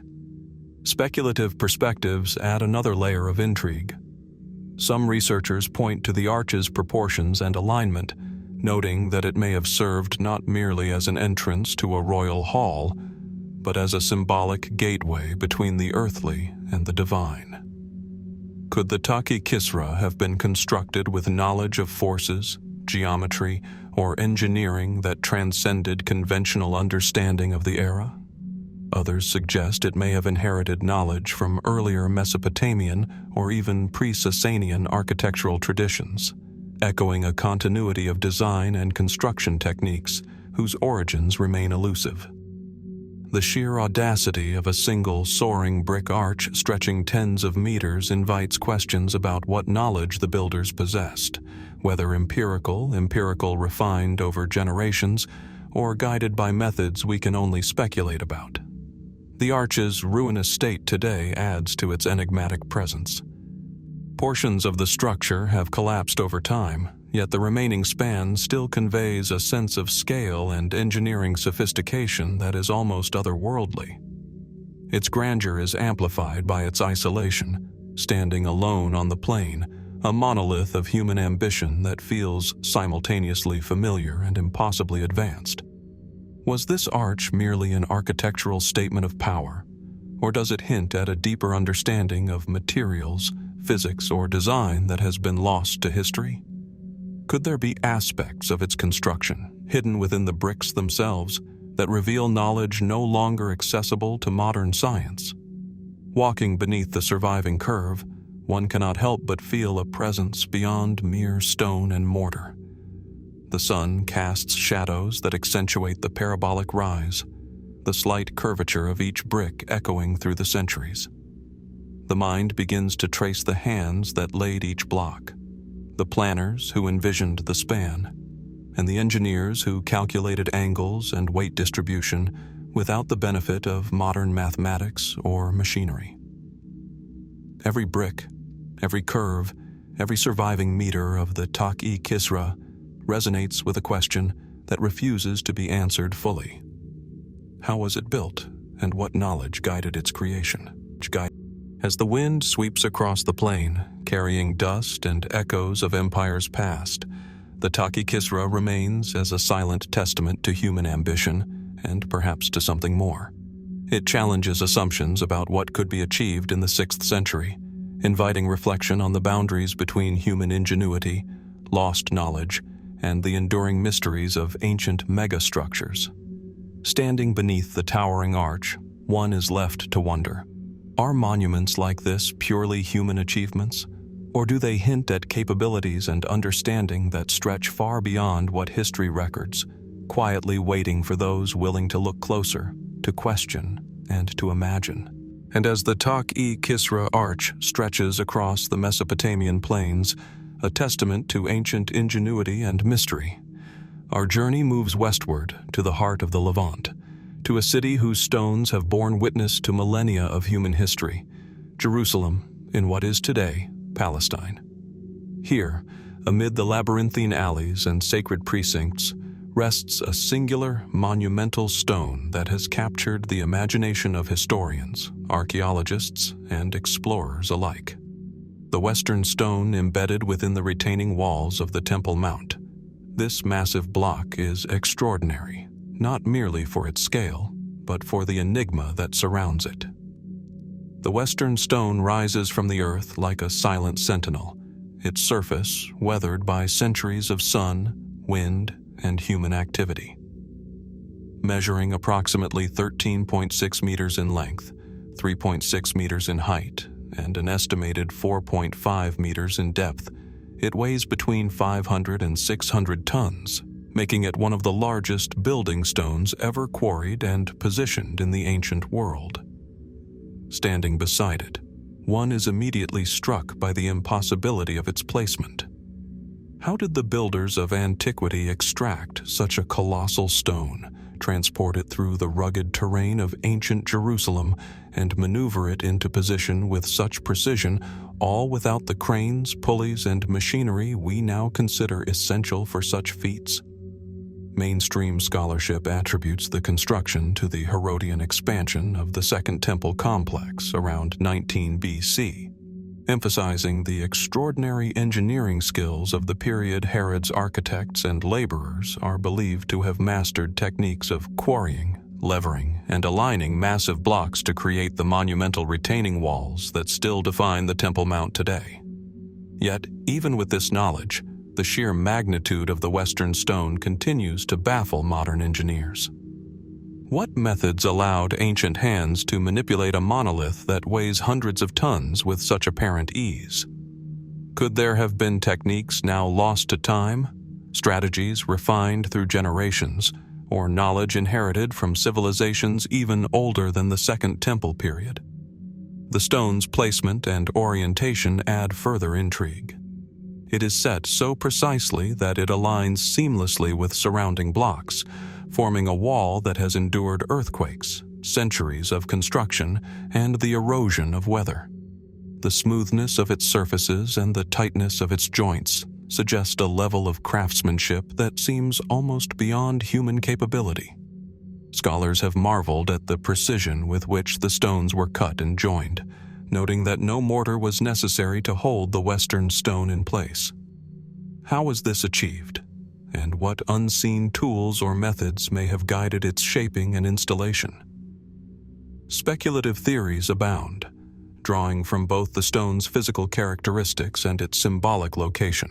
Some researchers propose that the Western stone, along with other massive stones of the Temple Mount, may preserve remnants of an even earlier architectural tradition, perhaps dating to a pre-Second Temple era, where knowledge of stone moving and construction was far more advanced than surviving records suggest.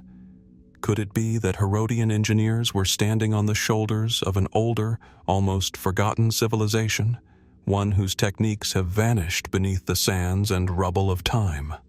Others point to the stone's proximity to sacred spaces, suggesting that its immense size and monumental presence were deliberately intended to convey not just physical strength, but spiritual or cosmic significance.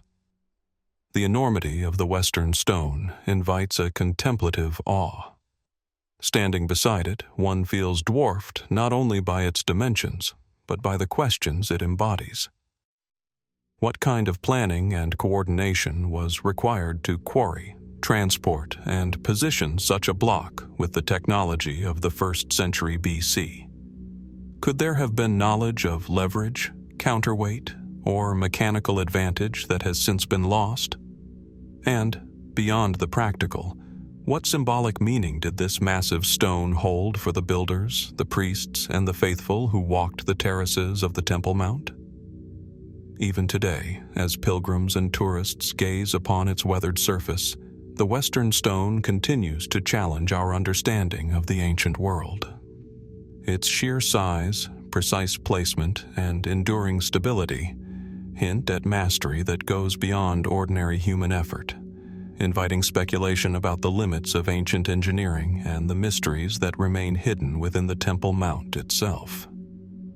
What secrets lie in the quarrying methods, the tools, and the planning that allowed a stone of this magnitude to be moved and positioned with such accuracy?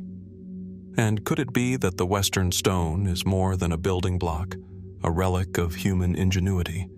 It might also be a silent witness to knowledge and techniques that have vanished from history, preserved in stone for those willing to look closer and wonder. To look here, beneath the golden sun and above the ancient foundations, the Western stone stands not only as a marvel of construction but as a question, a monumental enigma carved in limestone, inviting reflection on human capability, the persistence of mystery, and the knowledge that may still lie hidden in the shadows of one of the world's most sacred and storied cities.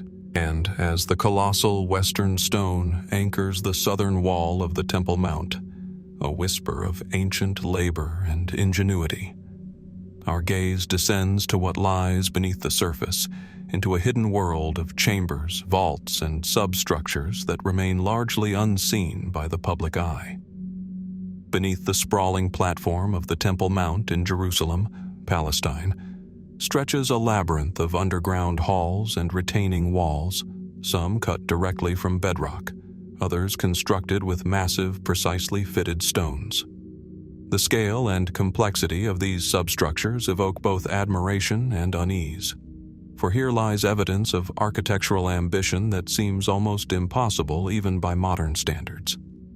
The air within the subterranean passages is cool, heavy with centuries of accumulated dust and the faint scent of earth and stone. Light is sparse, spilling only from narrow openings above, revealing walls carved with precision and corridors whose dimensions suggest a purpose both monumental and deliberate. Mainstream archaeology traces these foundations primarily to the expansions undertaken during the Second Temple period under Herod the Great, roughly 19 BC, when the platform was enlarged and reinforced to accommodate the temple above. Yet, even with such context, the engineering challenges remain extraordinary. How were massive stones, some weighing hundreds of tons, quarried, transported, and positioned with such accuracy beneath an already elevated structure? How were the vaults stabilized to support not just the weight of the stones themselves, but also the monumental temple and terraces above? The substructures are a mix of construction styles, hinting at multiple phases of building and reconstruction across centuries. Gigantic stone blocks, some with surfaces so smooth they fit seamlessly against their neighbors without mortar, coexist with chambers carved directly into the bedrock. Certain corridors are perfectly aligned along cardinal directions, while others exhibit precise inclines, drainage channels, and arches that display knowledge of engineering principles that remain remarkable even today. Could the builders have possessed advanced surveying techniques, or perhaps knowledge of geometry and mechanics that has since been lost to history? How was such meticulous planning communicated across the vast workforce required for these subterranean undertakings? Beyond the practical marvels, questions arise about purpose. Were these underground halls simply functional, supporting the temple above, storing supplies, or providing shelter? Or did they also serve a symbolic or ritual role, perhaps as hidden sanctuaries or chambers for sacred rites? The scale and precision suggest more than mere practicality. Could the alignment of corridors with celestial or geographic points hint at a deeper understanding of the cosmos, integrated into architecture as a bridge between earth and heavens? And why do certain chambers seem deliberately oversized, as though designed to awe or to hold objects or knowledge whose significance has been lost? Speculative perspectives only heighten the mystery. Some researchers propose that the substructures predate Herod's renovations, remnants of an earlier monumental platform whose origins remain uncertain. Others have noted that the sheer size of some stones and the precision of their placement challenge conventional explanations, suggesting techniques that exceed what would have been feasible with known First Temple period or Second Temple period technology. Could there have been an older tradition of construction on this site, passed down or preserved, that incorporated knowledge of moving massive stones, engineering vaults, or harmonizing structure with terrain in ways that we still do not fully comprehend? Walking through the shadowed corridors, one senses a profound connection to the hands, eyes, and minds of ancient builders. The interplay of light and darkness accentuates the scale of the chambers, the thickness of the walls, and the sheer ambition that must have guided the construction. Each stone, each carefully leveled surface, seems to resonate with intention, as if the builders were speaking across millennia through the architecture itself. Every corner, every arch, every alignment invites us to ponder not only the techniques employed, but the vision that inspired them. A vision capable of conceiving subterranean spaces of immense size and enduring stability. Even today, the Temple Mount substructures remain partially unexplored, their depths revealing only fragments of the monumental ingenuity hidden beneath the platform. Archaeologists, engineers, and historians marvel at what is visible, yet acknowledge that much remains obscured by layers of history, debris, and restricted access. What secrets might lie further below, preserved in stone and shadow? What techniques allowed such precise alignment, weight distribution, and stability across vast underground halls? And could the substructures contain knowledge, purpose, or symbolism that reaches beyond mere architectural function, hinting at understanding lost to the ages? Here, beneath the revered platform of Jerusalem, Palestine, the substructures endure as silent witnesses to human ambition, ingenuity, and mystery. They challenge our assumptions about what ancient civilizations could achieve and invite reflection on the knowledge and methods that may remain hidden, waiting for those with the curiosity and courage to look deeper. And as the shadowed chambers of the Temple Mount substructures fade behind us, carrying whispers of hidden labor and ancient ingenuity, our journey now shifts across the Mediterranean to the sun-soaked island of Crete, where the ruins of a once magnificent palace rise from fertile plains near the modern city of Heraklion. Here lies the Palace of Knossos, the legendary center of the Minoan civilization, whose sprawling complex of stone, frescoes, and labyrinthine corridors has captivated historians, archaeologists, and dreamers for over a century.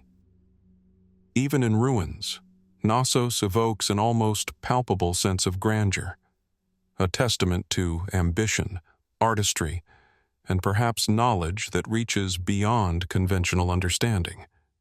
From a distance, the palace appears as a cascade of terraces and walls, interspersed with courtyards and staircases that twist and turn in ways that suggest both order and deliberate complexity. Constructed around 1900 BC, Knossos was more than a royal residence. It was a vibrant hub of administration, religion, and social life.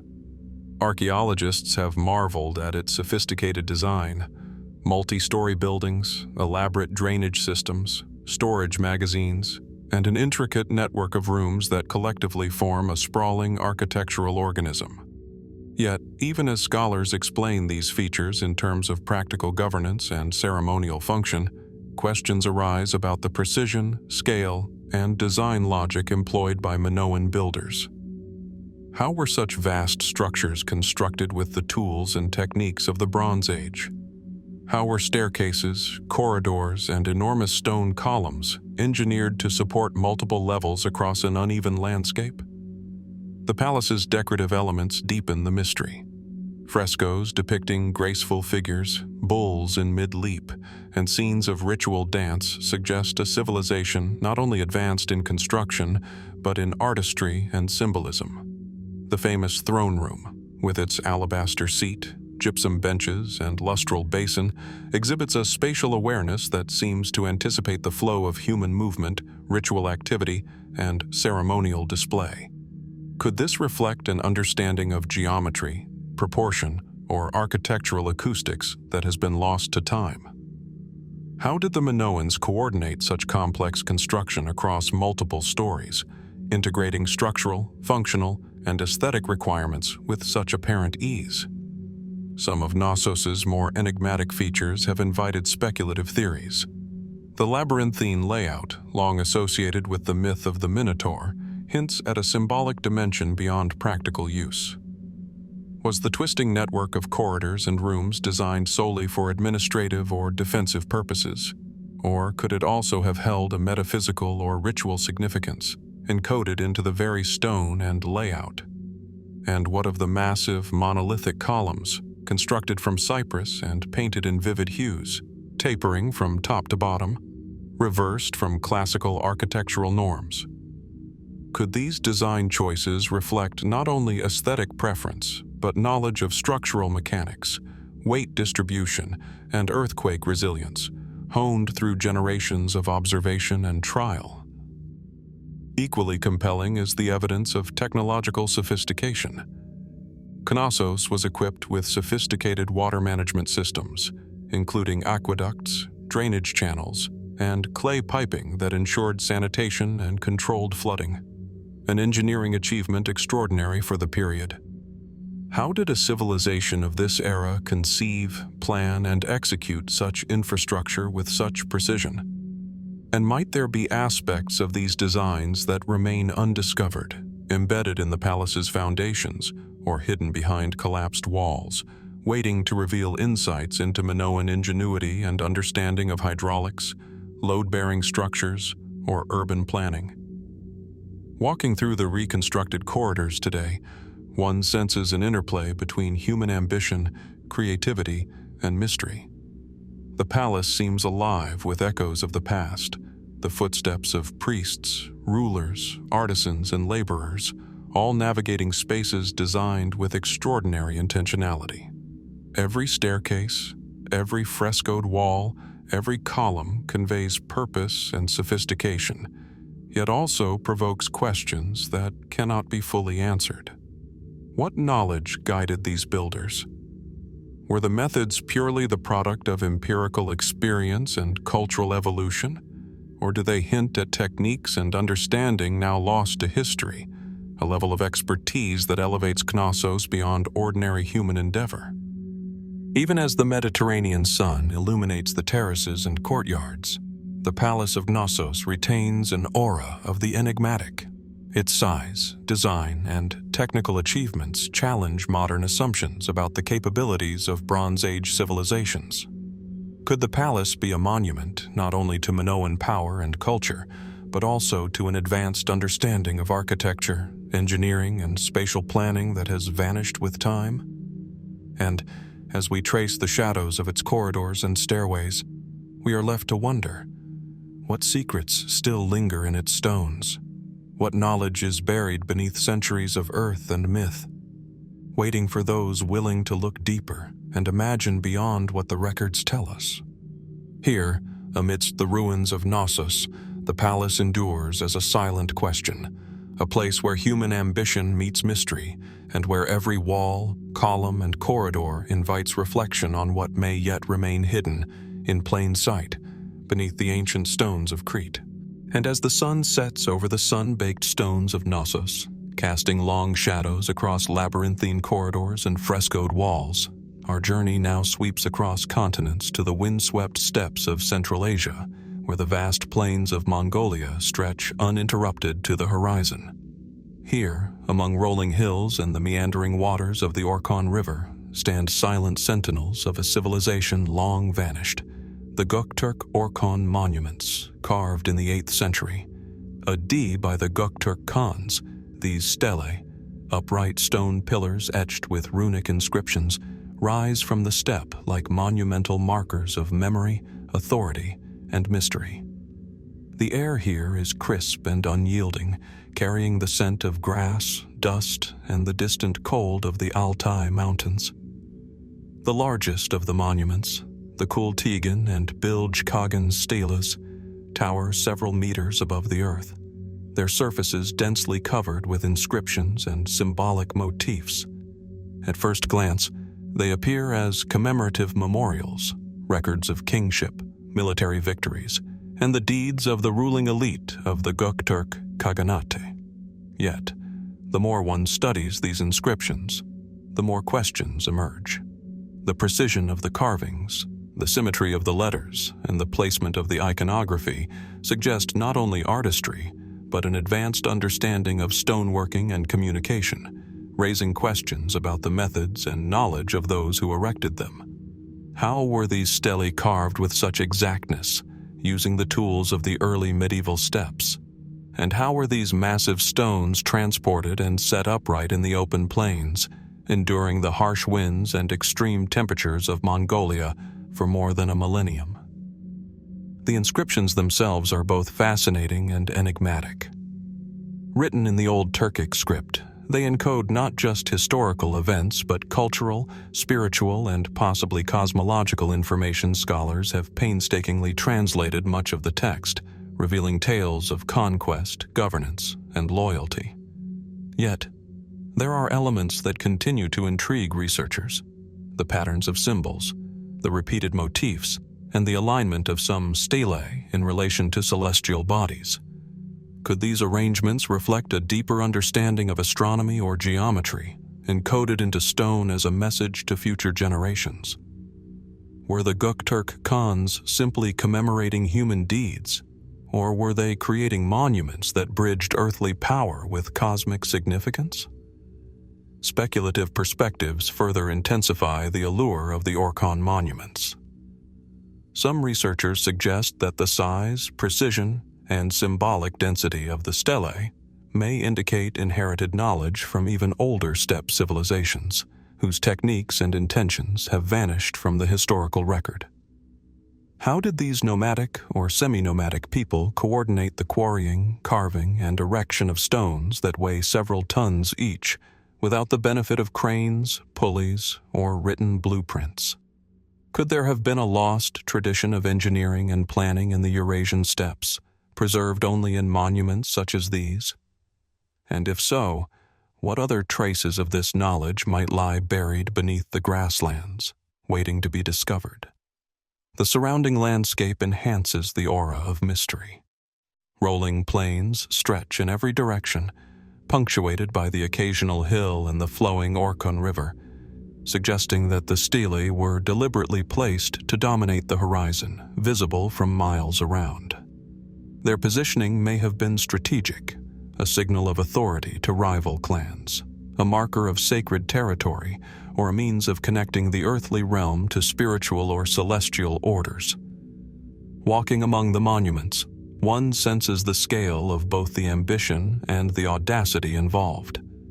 These were not merely commemorative markers, but monumental statements carved directly into the enduring stone of the steppe. Even as scholars continue to study the inscriptions, their full significance remains partially obscured. Every line of runes, every carved animal, every alignment with topography or sky suggests a sophistication that challenges assumptions about the Göktürks' technological and intellectual capabilities. Were these monuments simply a display of power and artistry, or do they encode knowledge and purpose that we have yet to fully comprehend? Could the stones themselves serve as silent witnesses to ideas, traditions, or engineering methods that have been lost for centuries, preserved in a form that outlasts empires and oral histories? Here, on the open Mongolian steppe, the Göktürk Orkhon monuments stand as more than memorials. They are enduring enigmas. Their presence evokes questions about human capability, the transmission of knowledge, and the potential for civilizations to leave traces of understanding far beyond what is written in surviving chronicles. As wind sweeps across the plains, rustling grasses around the massive stones, one cannot help but wonder, what secrets remain hidden in the grooves of the runes, in the alignment of the stelae, or beneath the earth itself?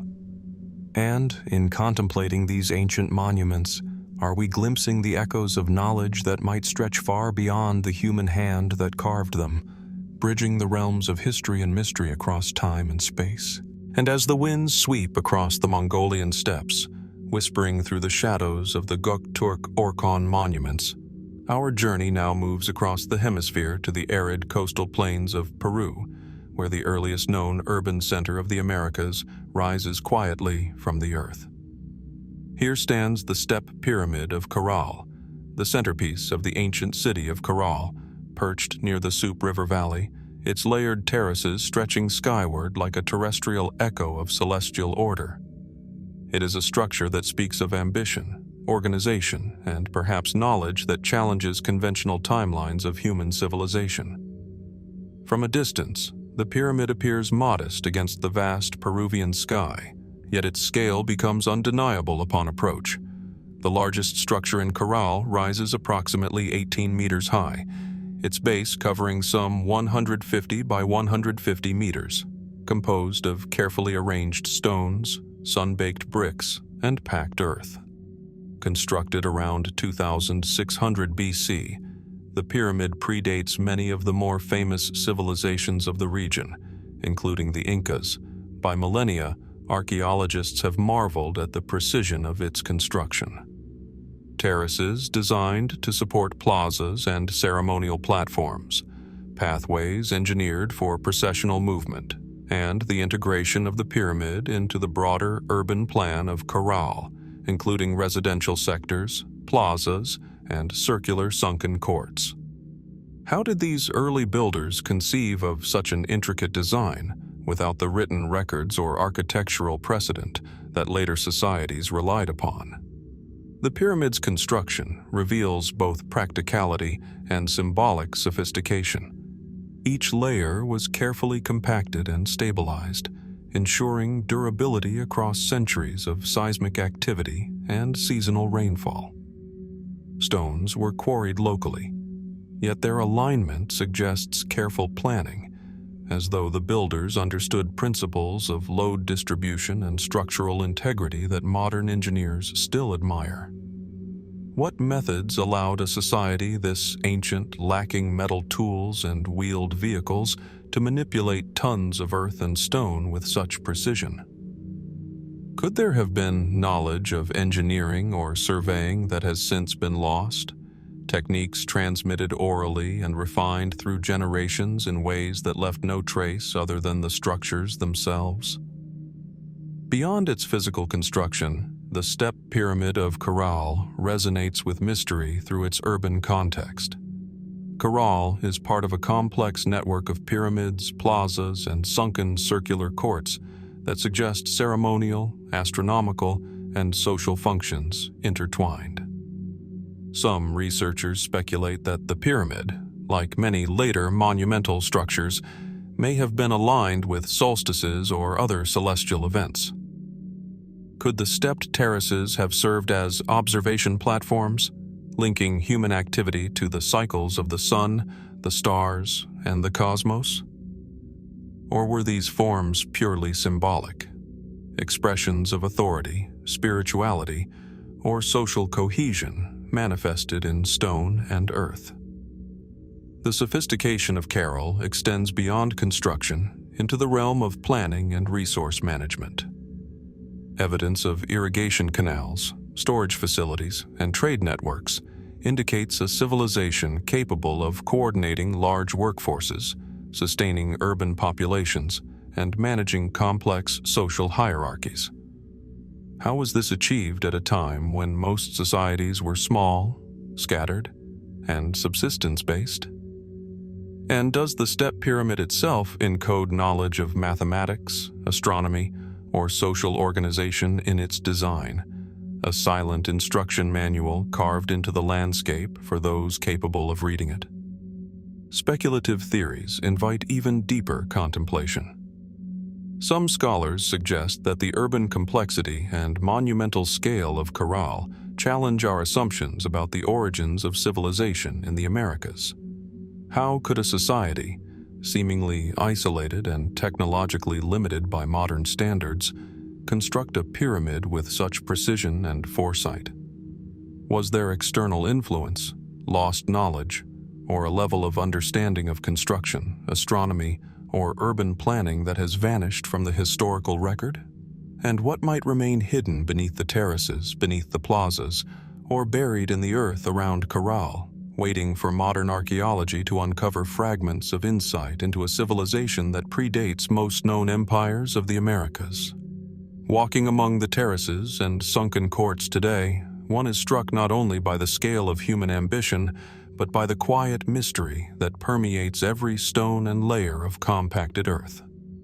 The step pyramid of Caral is both monument and question, tangible yet elusive, inviting reflection on the ingenuity, vision, and perhaps forgotten knowledge of a civilization that flourished over 4,000 years ago.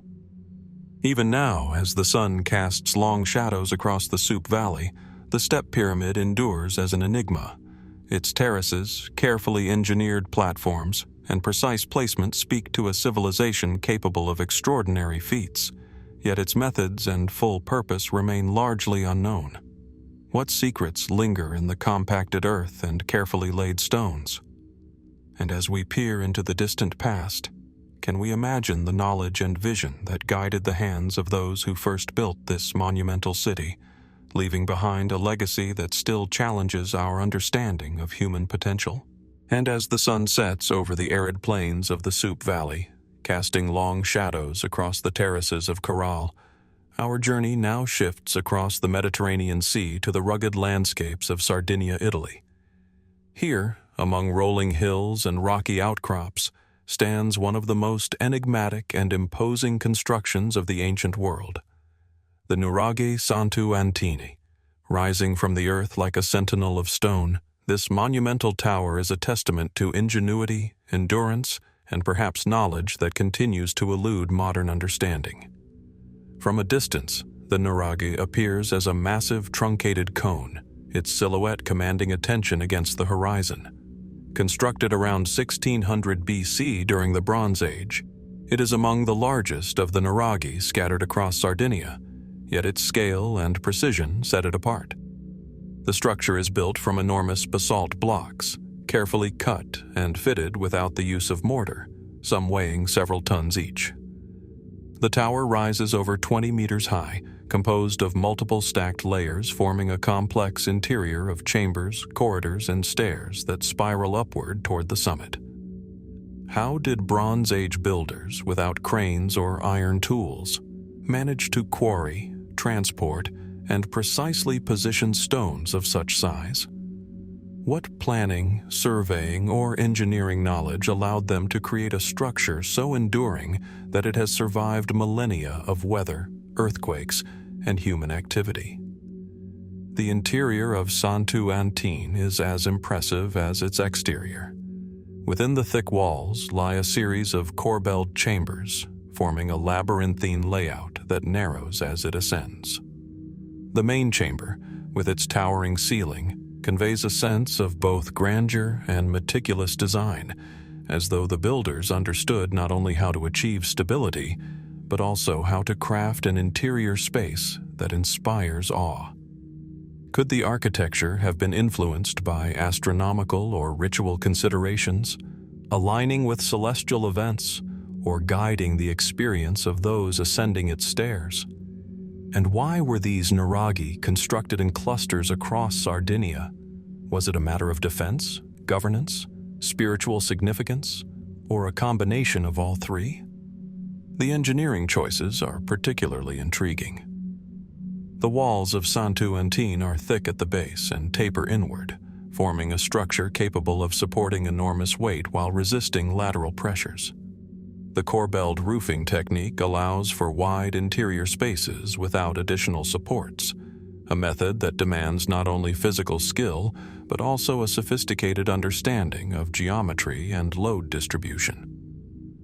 Could such knowledge have been inherited from earlier, now lost traditions of construction? Or was it an independent development, honed through generations of trial, observation, and oral instruction? The questions multiply when considering the effort required, moving massive stones up inclines, arranging them with millimeter precision, and achieving stability that has endured for more than 3,000 years. Beyond the technical mastery, the purpose of Santu Antine remains partially obscured by time. Nuraghi have been interpreted as fortresses, religious centers, or communal spaces, yet no definitive evidence fully explains their function. The sheer scale of Santu Antine suggests more than mere practicality. The labor required indicates a society capable of organizing significant resources and skilled labor, hinting at social complexity, cultural sophistication, and perhaps an understanding of human behavior that modern observers can only speculate upon. Could the Nuraghi have encoded symbolic knowledge or spiritual significance in their design, serving as monuments that connected Earth, community, and cosmos? Speculative perspectives deepen the mystery. Some researchers note that the precise fitting of stones, the strategic placement of Nuraghi across the landscape, and the complexity of interior chambers suggest knowledge beyond conventional Bronze Age capabilities. Were these towers purely human creations, or might they have been influenced by older, forgotten techniques, preserved from a preceding era? And what might remain hidden within Santu Antine's walls or beneath its foundations? Artifacts, inscriptions, or structural secrets that could illuminate the intentions and skills of its builders. Walking among the stones of Santu Antine, One senses the passage of time, the echoes of hands shaping rock, and the weight of human ambition etched into every block. The tower stands not only as a monument to endurance, but also as a silent question, inviting reflection on the knowledge and vision of the civilization that created it. How did a society without written records achieve such mastery over materials, space, and labor? And what might still lie hidden, waiting to reveal insights into techniques, purpose, or understanding that have long vanished from memory?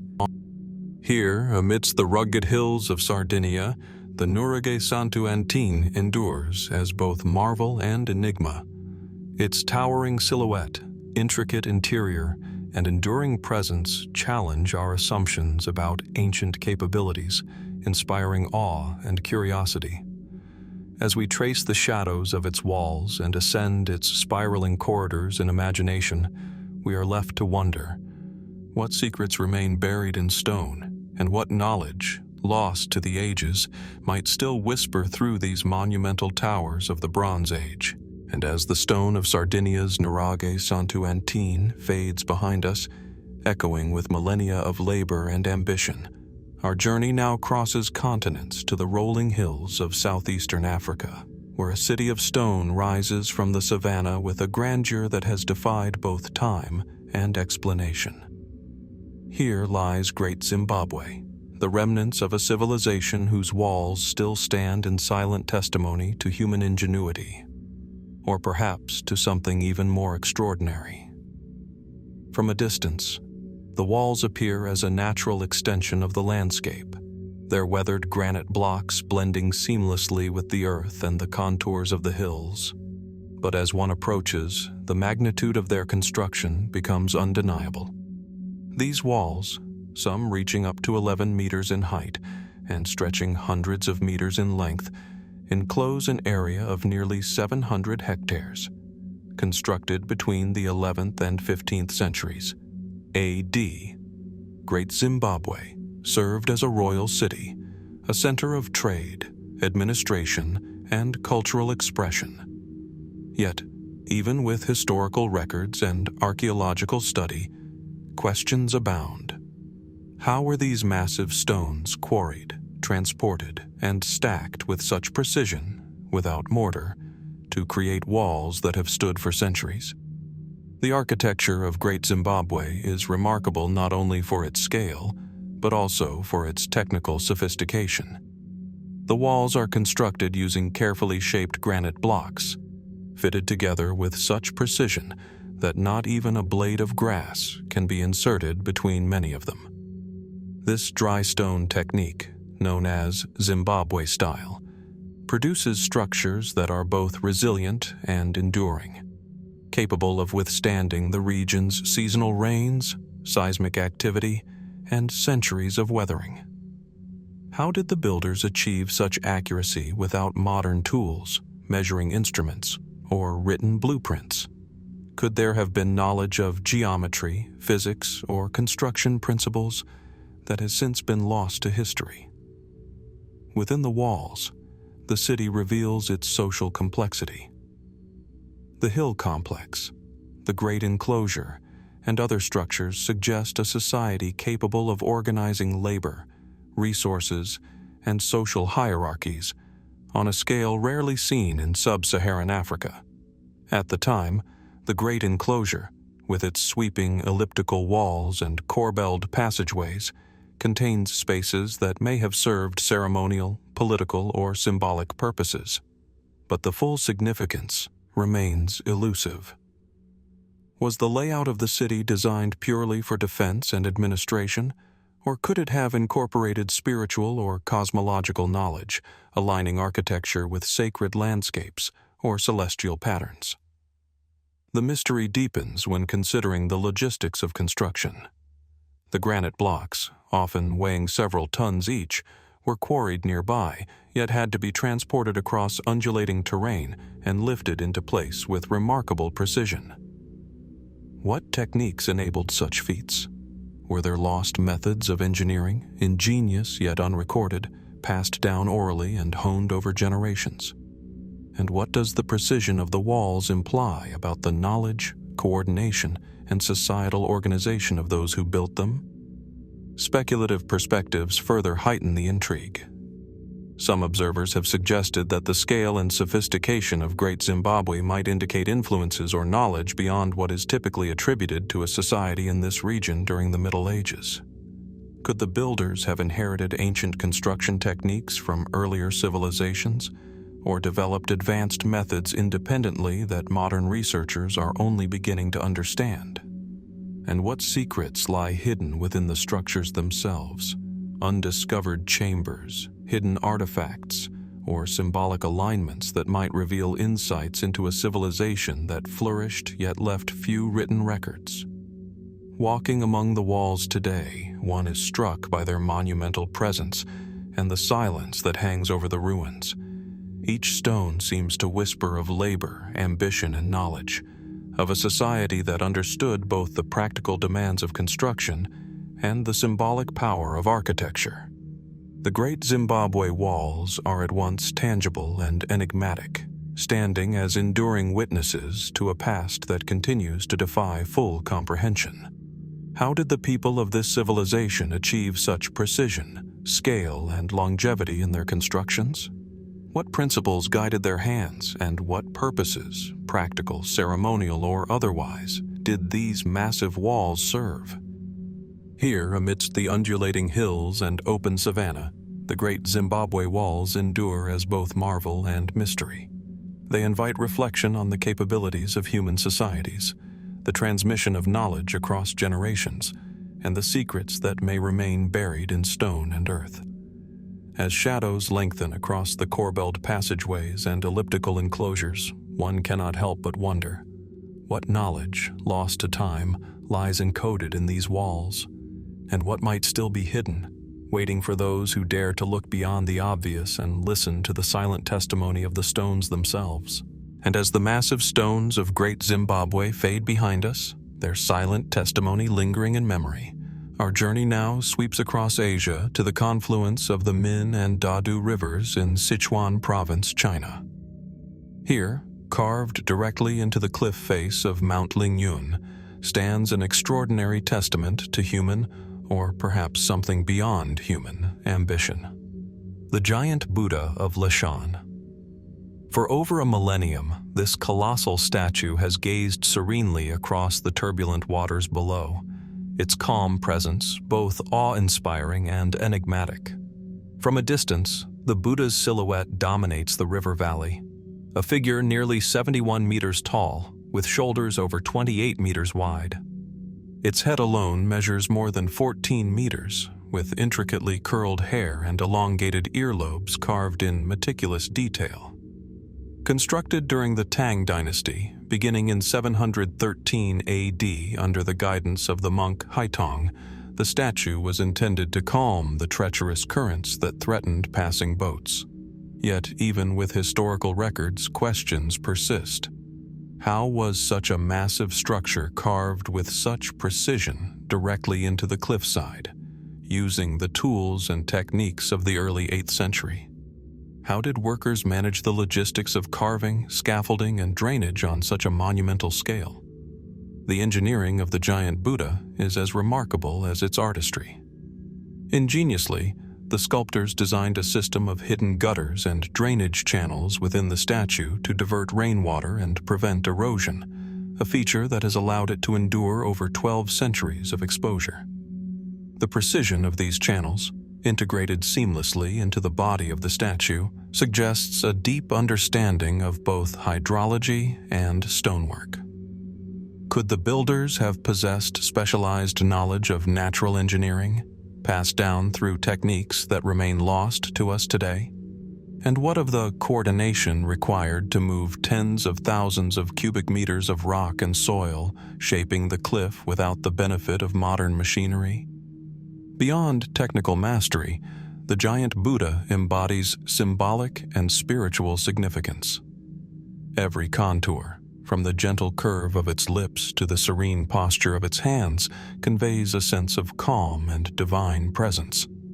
The statue's placement at the confluence of three rivers suggests an understanding of geography and natural forces, as if the builders sought not only to create an image but to interact harmoniously with the environment. Was the Buddha intended purely as a spiritual guardian, or did its creators also intend it as a monumental statement of human ingenuity and power, an enduring message across time? Speculative interpretations add layers to the enigma. Some researchers have marveled at the alignment of the statue with celestial or topographical features, noting that its placement maximizes visibility from multiple vantage points along the river. Could there have been astronomical or geomantic considerations informing its design? The precision of the carving, especially in areas where the cliff overhangs or the rock is fractured, raises further questions. How were the artisans able to stabilize and sculpt the stone so flawlessly? Were there methods or technologies employed that have since vanished from historical memory? Techniques refined through generations yet undocumented in surviving records? The scale of human labor required also invites reflection. Thousands of workers must have participated over decades, carefully chipping away stone while balancing on precarious scaffolds. What social structures, logistical planning, and organizational knowledge enabled such a monumental effort in an era without cranes, pulleys, or formalized engineering education? And how did the builders maintain precision, proportion, and artistic harmony across a figure of such enormous size, ensuring that the Buddha's presence would convey serenity rather than chaos? Standing at the foot of Mount Lingyun today, one can feel both the majesty of the Buddha and the enigma of its creation. Its colossal form towers above, eyes gazing over the rivers as if observing the passage of time itself. The interplay of scale, detail, and integration with the natural environment creates a sense of mystery that transcends the historical record. Was this achievement purely human, or could it hint at knowledge or techniques that exceed our conventional understanding of 8th century craftsmanship? The giant Buddha of Lashan endures not only as a spiritual icon, but as a profound architectural and artistic puzzle. Its cliffs, channels, and massive form invite contemplation on human capability, ingenuity, and the mysteries that persist in the monuments of our past. As the rivers flow and the wind sweeps across the carved rock, one cannot help but wonder, what secrets of technique, vision, or knowledge are hidden in the stone? And what might still be revealed about the minds and hands that undertook such a monumental task, leaving a legacy that continues to captivate and confound to this day? As the serene gaze of the giant Buddha of Lashan fades from view, our journey now moves across the vast landscapes of Mesoamerica, to a plateau that rises above the surrounding valleys, where monumental figures carved from stone stand in silent vigilance. Here lies the ancient city of Tula, the heart of the Toltec civilization, and within it, the enigmatic Atlantean columns, towering stone guardians whose presence continues to confound and fascinate. Approaching the site, the first impression is one of awe. 4 colossal stone figures, each nearly 5 meters tall, stand atop the pyramid of Tlahuizcalpantecutli, the so-called Pyramid of the Morning Star. The figures are carved in high relief, their forms meticulously detailed with headdresses, armor, and weapons, yet frozen in a rigid, upright posture that hints at both symbolic authority and monumental purpose. Constructed around the 10th century AD, these columns served as both architectural supports and ceremonial representations. But even with extensive study, many questions remain. How were these immense figures quarried, transported, and erected using the tools and methods available to the Toltecs? What planning, surveying, or structural knowledge allowed them to achieve such precision and balance on a stone platform hundreds of meters above the surrounding terrain? The craftsmanship of the Atlantean columns is remarkable. Each figure exhibits carefully carved features, from intricately detailed headdresses to weapons that appear ready for ceremonial display or symbolic combat. The bodies, sculpted with proportional consistency, suggest not only artistic skill, but a precise understanding of scale and human anatomy, translated onto an unprecedented monumental canvas.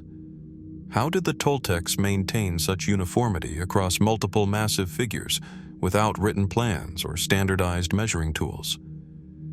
Could there have been lost techniques of proportion, leverage, or assembly passed down orally through generations, now obscured by time? Beyond their physical construction, the function and symbolism of the Atlantean columns remain subjects of fascination. Were they purely structural, serving to support a now-lost roof or temple superstructure? Or were they intended as guardians, embodying divine or military authority, watching over the city and surrounding lands? Their posture, their imposing size, and their alignment across the pyramid suggest both ritual and practical considerations, yet the full meaning remains tantalizingly out of reach.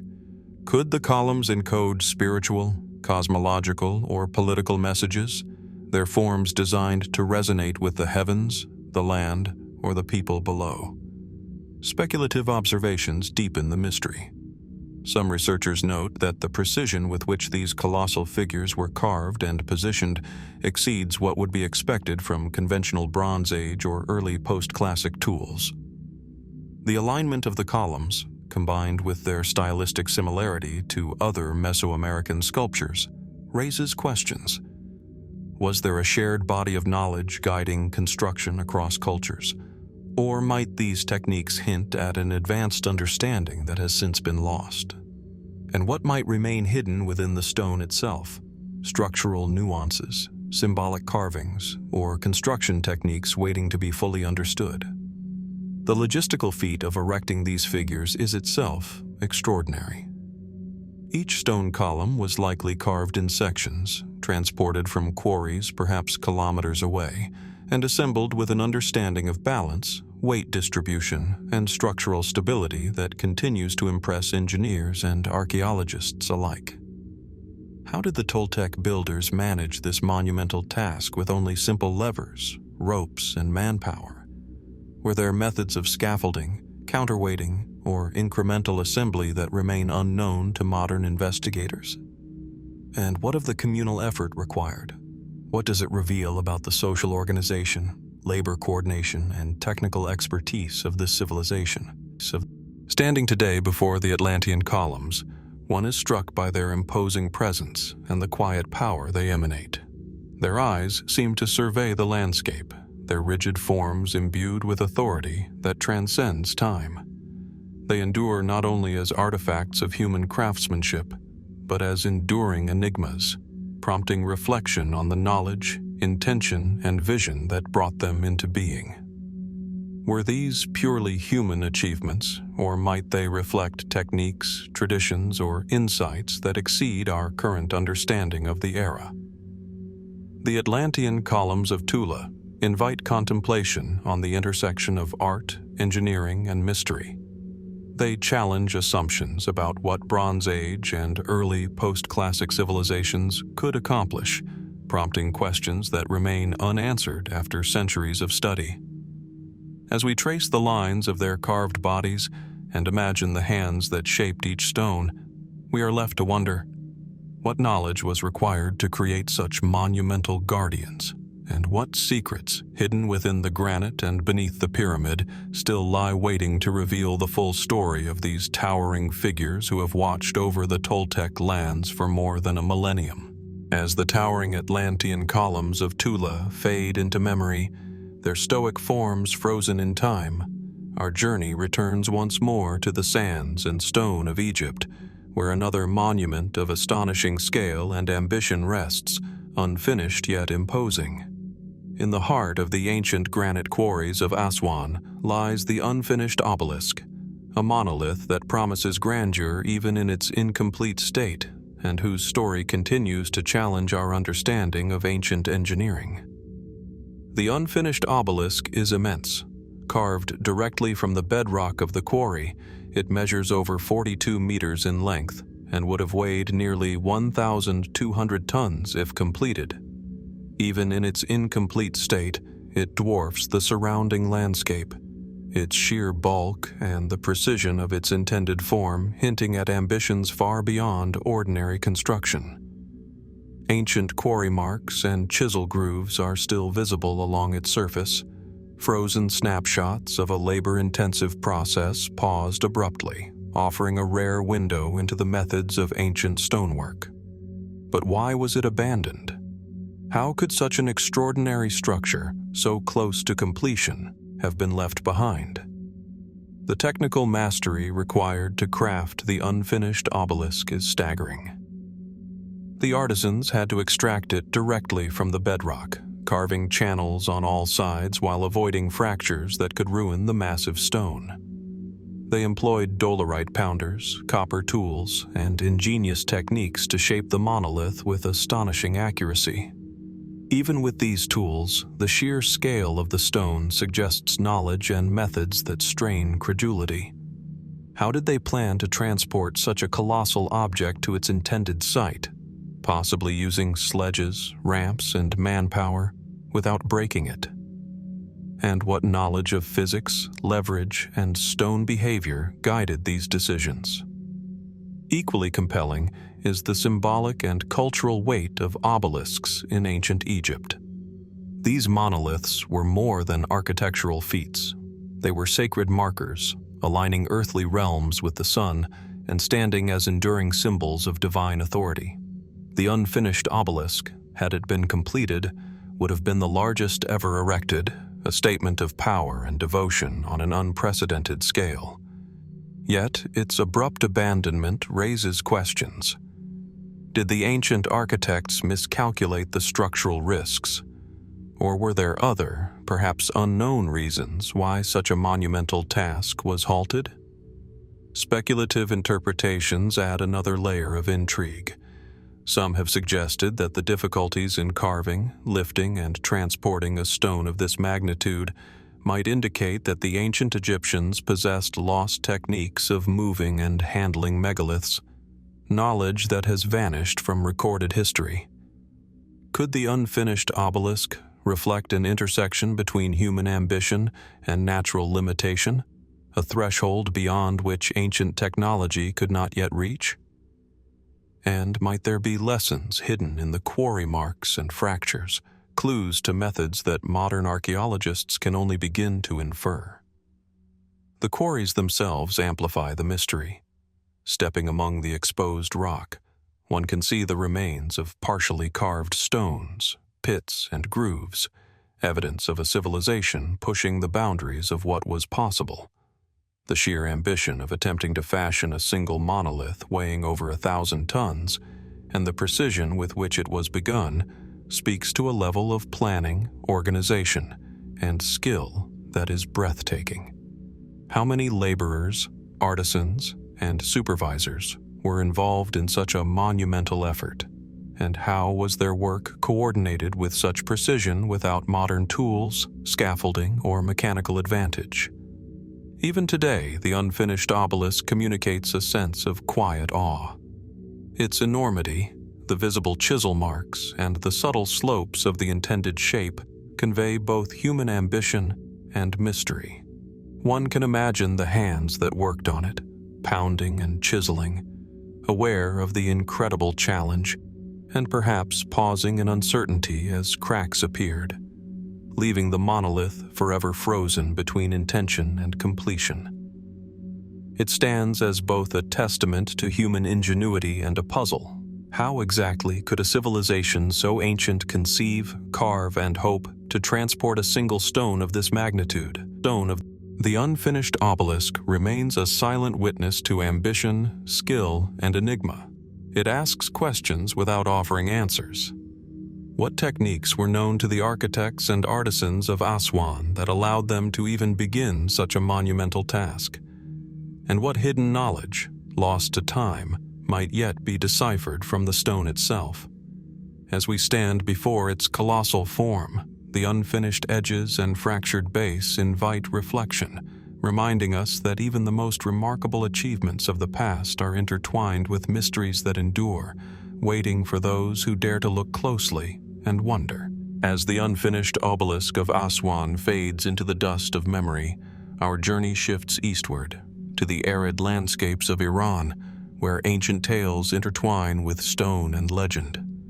Here, amidst rugged mountains and the echoes of civilizations long past, lies the site traditionally associated with the throne of Solomon, a monument whose presence continues to provoke wonder, speculation, and questions that stretch the boundaries of historical understanding. Approaching the site, one is immediately struck by the scale and precision of the stonework. Massive blocks, carefully cut and fitted, form terraces and structures that suggest both architectural sophistication and symbolic purpose. The so-called Throne of Solomon, or Takhta Suleiman as it is known locally, has been revered for centuries as a seat of divine authority and earthly power.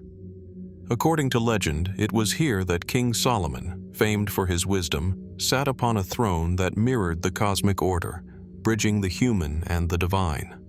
Yet the surviving stone structures, with their perfectly aligned terraces and monumental foundations, hint at capabilities that challenge conventional understanding.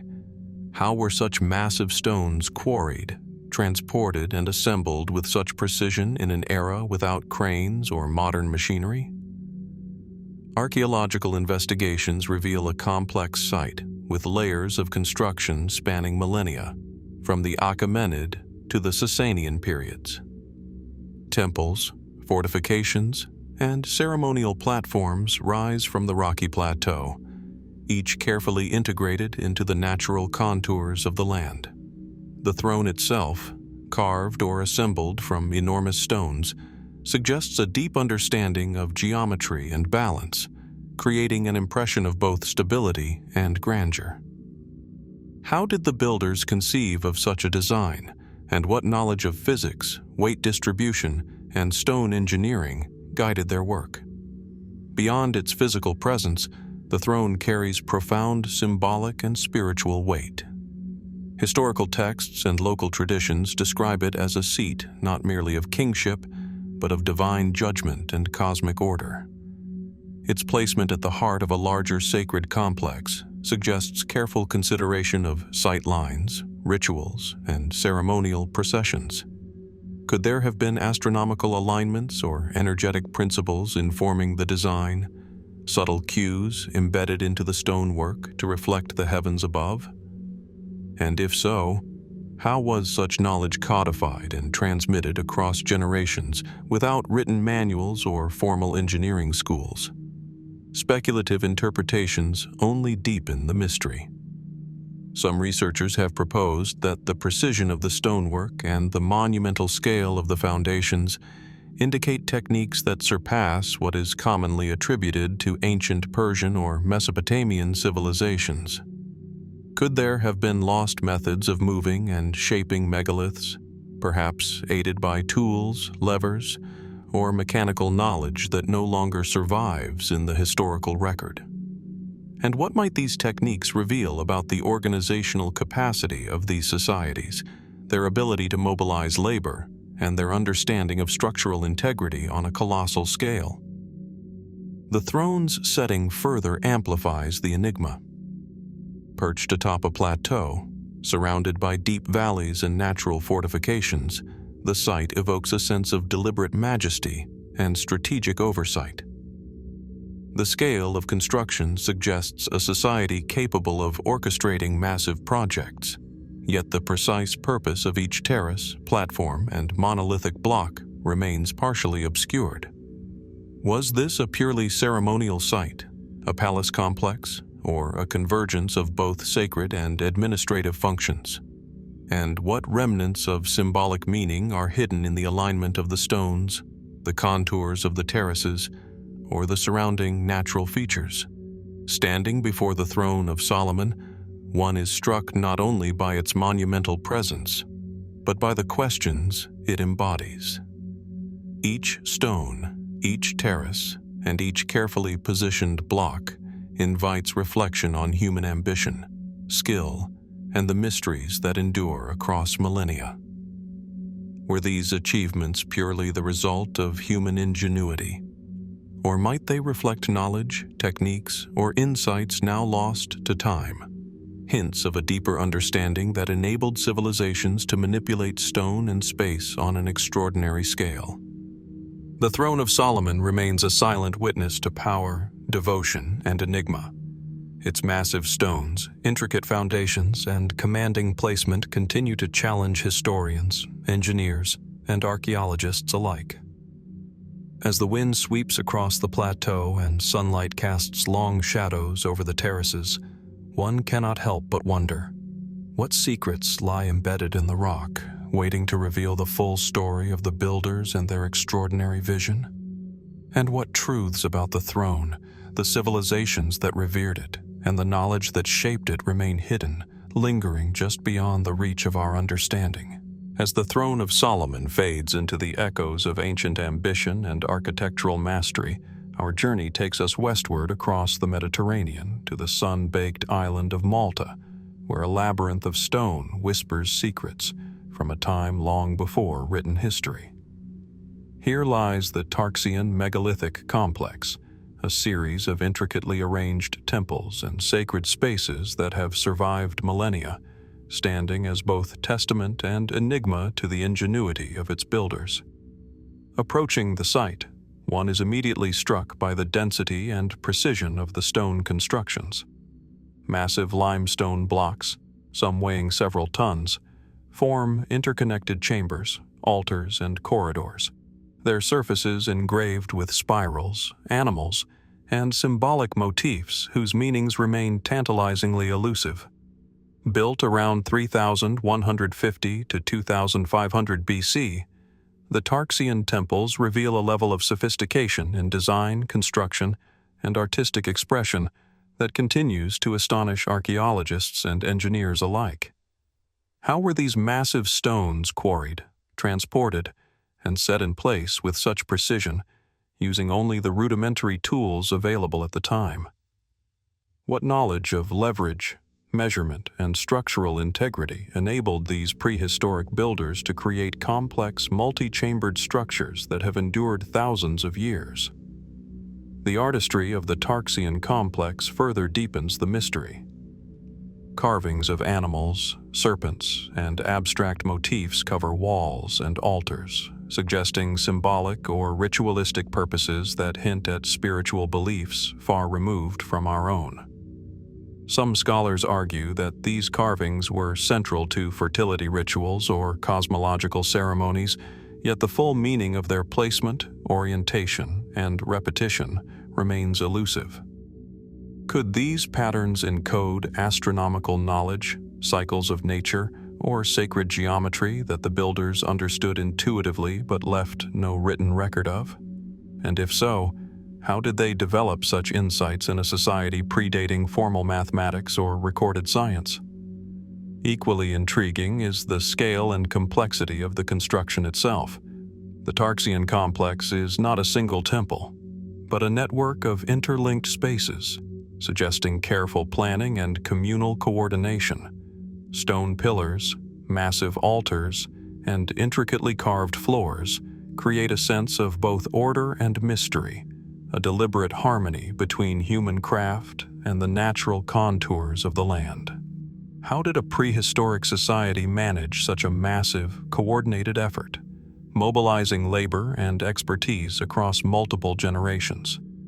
Could there have been lost engineering techniques, oral traditions, or observational methods that enabled such feats, knowledge now obscured by the passage of time? Speculative interpretations invite even more questions. Some researchers note that the precision with which the stones were shaped and the complexity of the carvings suggest skills beyond what is normally attributed to Neolithic societies. Could external influences or unknown techniques have played a role in their construction? Was there a level of knowledge regarding the alignment of structures with celestial events or the acoustic properties of enclosed chambers that modern observers are only beginning to understand?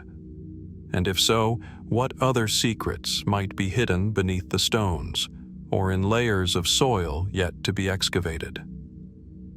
The site's very endurance amplifies its mystery. Despite earthquakes, weathering, and human interference over millennia, the Tarxian megalithic complex still stands, its stones locked together in an almost organic unity. Walking through its corridors, one senses both the monumental effort required to construct such a space and the spiritual significance it must have held for its creators. The combination of massive architecture and delicate artistry raises profound questions. What inspired these prehistoric builders to invest such labor into structures whose purpose may have transcended the ordinary demands of survival? And how much of their knowledge, skill, and intention has been lost to the sands of time? Standing among the weathered stones of Tarxian, it is impossible not to feel the weight of history and the lingering presence of human curiosity and ingenuity. Each carved motif, each carefully placed monolith, suggests a civilization deeply attuned to its environment, its beliefs, and its own capabilities. Yet the enigma endures. How did these people, so long ago, conceive, plan, and execute such complex and enduring monuments? What aspects of their knowledge remain hidden, waiting to be rediscovered, and what truths about the prehistoric mind and its relationship to stone, space, and symbol might still lie buried beneath the Maltese earth? The Tarxian megalithic complex remains a silent witness to ambition, spirituality, and mystery. Its stones, carvings, and layout continue to challenge modern understanding, inviting reflection on the limits of human ingenuity and the mysteries that persist at the intersection of art, architecture, and the unknown. As we trace the worn surfaces and contemplate the lives of those who shaped them, we are left with a simple yet profound question. What else, hidden within these ancient stones, might still illuminate the extraordinary capabilities of our distant ancestors? As the stones of Tarxian fade behind us, our journey moves southward across the deserts of Africa to the sun-scorched plains of Sudan, where a series of slender, steep-sided pyramids rise from the ochre sands like echoes of a forgotten world. These are the Meroe Pyramids, remnants of a civilization that flourished along the Nile over 2 millennia ago, yet whose monumental constructions continue to challenge our understanding of ancient engineering and ambition. From a distance, the Meroe Pyramids appear almost delicate, their sharply tapering sides contrasting with the more massive pyramids of Egypt. But closer inspection reveals a remarkable feat of planning and construction. Built between 300 BC and 350 AD, these pyramids served as royal tombs for the rulers of the Kingdom of Kush, yet their scale, precision, and alignment suggest capabilities that often exceed conventional explanations. How did the Kushites quarry, transport, and assemble these stones with such accuracy, especially given the technological constraints of the time? And what knowledge of geometry, balance, and structural integrity did they possess that allowed these slender structures to endure the harsh desert climate for centuries? Archaeological studies provide glimpses into the richness of Meroitic culture. Intricate carvings, inscriptions, and reliefs depict kings, deities, and ceremonial rituals, hinting at a sophisticated spiritual and political life. Yet the exact methods of construction remain elusive. Unlike the smooth-faced pyramids of Giza, Meroe's pyramids were built with smaller, carefully cut blocks, stacked at steep angles to create height without massive base footprints. Could this indicate an understanding of weight distribution and material properties far ahead of its time? Were there techniques, perhaps lost to history, that allowed these structures to rise so elegantly from the sands, defying both gravity and time? The layout of the Meroe necropolis adds another layer of intrigue. Pyramids are arranged in clusters, often accompanied by temples and chapels, forming a sacred landscape that appears intentionally planned to reflect spiritual, cosmological, or ceremonial significance. Some scholars speculate that alignments might correspond to celestial events, sacred directions, or symbolic pathways for the soul. If so, what observational methods guided these alignments? How did the builders integrate such cosmic considerations into practical architectural execution without modern instruments or written engineering manuals? Beyond technical questions, the cultural context raises deeper mysteries. The Kingdom of Kush was a formidable power, trading with Egypt, the Mediterranean, and sub-Saharan Africa. Yet the endurance of their monumental architecture seems to speak to a knowledge and intent that surpasses mere mortuary function. Could these pyramids have served multiple purposes, ritualistic, political, and perhaps even symbolic markers of knowledge and power?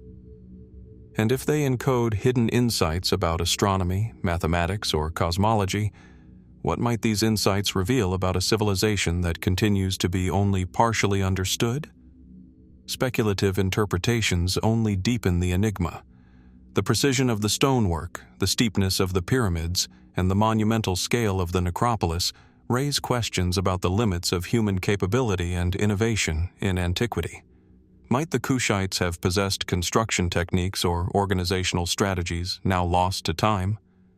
Could there be aspects of their architectural knowledge, tools, methods, or conceptual approaches that rivaled or even exceeded contemporary civilizations, leaving traces that challenge the boundaries of what we believe ancient humans could achieve? The setting itself amplifies the mystery. Against the backdrop of endless desert and the winding Nile, the pyramids seem simultaneously fragile and eternal. Their weathered faces, worn by centuries of sun and sand, hold silent testimony to human ambition, skill, and perhaps a connection to forces or knowledge that modern observers can only guess at. Walking among these structures, one is struck by the scale of labor and ingenuity required, and yet by how much remains obscured, how much has been lost, or remains buried beneath layers of time. The Meroe pyramids endure as guardians of secrets long thought lost, monuments to a civilization whose mastery over stone, space, and perhaps even celestial alignment continues to confound and inspire. Their slender forms, aligned terraces, and carved reliefs invite both awe and reflection, hinting at knowledge that may extend beyond the conventional understanding of ancient engineering. What truths lie hidden within their walls? What methods and insights were employed to create them? And what might still be uncovered if the sands yield their full story? The mysteries of Meroe endure, challenging us to reconsider not only the capabilities of the Kushites, but the very limits of human ingenuity itself. As the Meroe pyramids recede behind us, their slender silhouettes melting into the ochre horizon, our journey turns eastward across the Indian Ocean to the lush tropical landscapes of Sri Lanka. Rising abruptly from the dense greenery is a monolithic outcrop of rock, a sheer vertical cliff of red gold stone that soars nearly 200 meters into the sky. This is Sigiriya, the Lion Rock Fortress, a natural pinnacle transformed by human hands into one of the most enigmatic and ambitious constructions of the ancient world. From the base, Sigiriya appears almost otherworldly, a monumental sentinel emerging from the jungle, its summit obscured by mist and shadow. The sheer scale of the rock alone is staggering, but what truly captivates is the deliberate and sophisticated transformation of this natural monolith into a fortified palace complex constructed during the reign of King Kasyapa in the 5th century AD. The site features terraced gardens, water reservoirs, and intricately designed pathways that wind their way up the steep rock face. How was such a precise and elaborate complex engineered atop a nearly vertical rock, with such careful attention to symmetry, aesthetics, and functionality? The question lingers: what inspired the vision to transform a geological formation into a living fortress that seems both natural and impossibly constructed? As one ascends the stone stairways, the ingenuity of the builders becomes increasingly apparent. Sigiria's summit is adorned with the remnants of a royal palace, including foundations, pools, and terraces that suggest both luxury and defensive strategy. Ingenious hydraulic systems once directed water through terraces and fountains, creating gardens that remain operational even centuries later. Could such hydraulic mastery have been the product of empirical experimentation? Or was their knowledge passed down from an even older, more sophisticated tradition? The precision of these waterworks hints at an understanding of engineering that continues to challenge modern scholars, particularly given the constraints of the period. But Sigiria's mystery extends beyond engineering.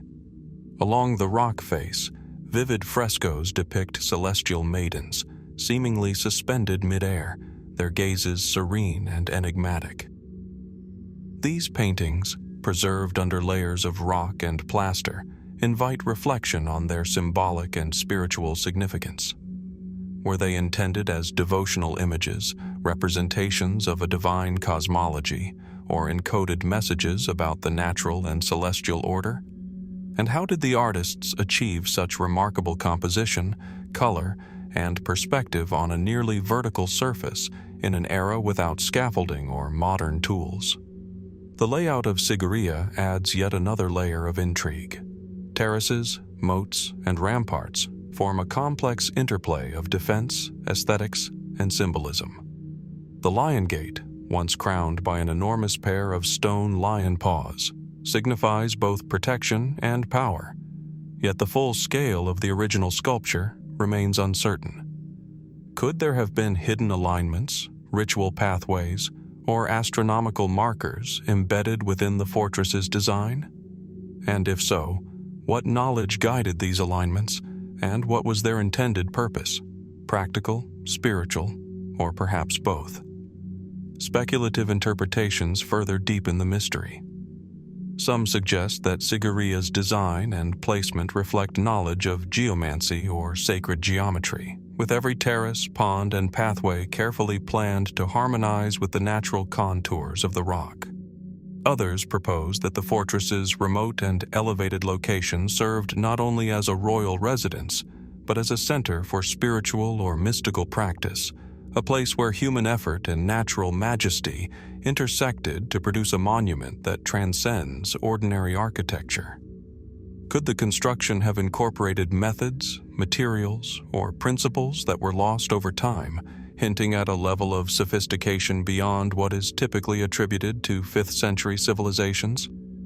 Even the interaction between Sigiriya and its surrounding environment hints at an almost symbiotic design. The dense forests and rocky terrain served both as natural fortification and aesthetic framing, while the artificially terraced gardens echoed the organic contours of the land. The interplay of sunlight, shadow, and mist transforms the rock throughout the day, creating an experience that is both tangible and ephemeral. Standing at the base or the summit, one cannot help but feel the weight of human ambition entwined with the permanence of nature. Today, Sigiriya endures as both marvel and enigma. Its terraces, frescoes, and water systems are a testament to an extraordinary vision realized through ingenuity, labor, and perhaps knowledge now lost to history. Yet many questions remain unanswered. How were these constructions executed with such precision atop a near-vertical rock? What symbolic or practical purposes dictated the placement of gardens, frescoes, and walls? And what secrets still lie hidden beneath the rock's surface, waiting to illuminate dimensions of knowledge, spirituality, or engineering that we have yet to fully comprehend? The Lion Rock rises as a silent witness to human ambition and creativity, its summit shrouded in mist, its walls echoing with the footsteps of ancient kings and artisans. Sigiriya challenges our understanding of what is possible in the ancient world, inviting reflection on the limits of human ingenuity and the enduring mysteries that lie at the intersection of nature, architecture, and imagination. As we linger on its terraces and gaze across the verdant landscape, the fortress seems to whisper, the full story of Sigiriya is not yet told, and its secrets remain poised to reveal themselves to those patient enough to observe and wonder. As the verdant terraces of Sigiriya fade into memory, our journey now turns westward to the stark, sun-scorched landscapes of the Judean desert in Palestine.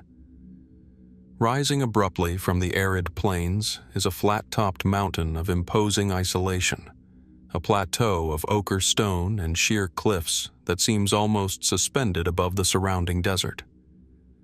This is Masada, a fortress both natural and human-made, a place where geology and engineering converge in a spectacle of strategic ingenuity and monumental ambition. From a distance, Masada's mesa appears impervious, its cliffs dropping sharply to the sands below, offering a natural defense against any would-be invaders. Yet, as one approaches, traces of human ingenuity emerge, most strikingly in the massive siege ramp constructed against its western face. This ramp, an enduring testament to ancient engineering, enabled Roman legions to breach the fortress during the First Jewish-Roman War in 73 AD. Its very existence raises profound questions.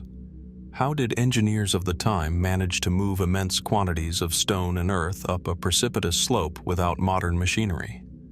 And what knowledge of load distribution, ramp incline, and material stability did they possess to ensure its effectiveness under wartime conditions? Within the fortress, the scale of human effort becomes even more evident.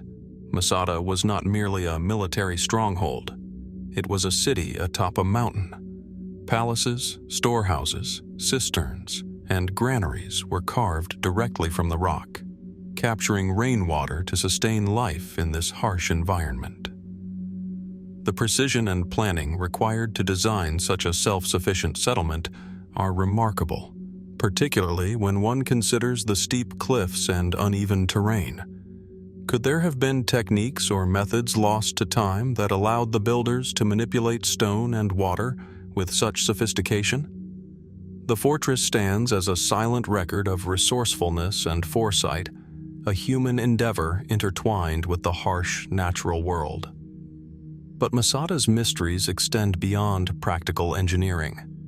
The fortress's very location and orientation provoke speculation. Why select such an isolated, forbidding plateau? Was it purely strategic, or did the site hold spiritual or symbolic significance for its builders and defenders? Could the dramatic elevation have been intended to inspire awe, assert dominance, or even align with celestial markers, a bridge between the earthly and the divine? And if so, what knowledge guided these choices, and what has been lost to the sands of time?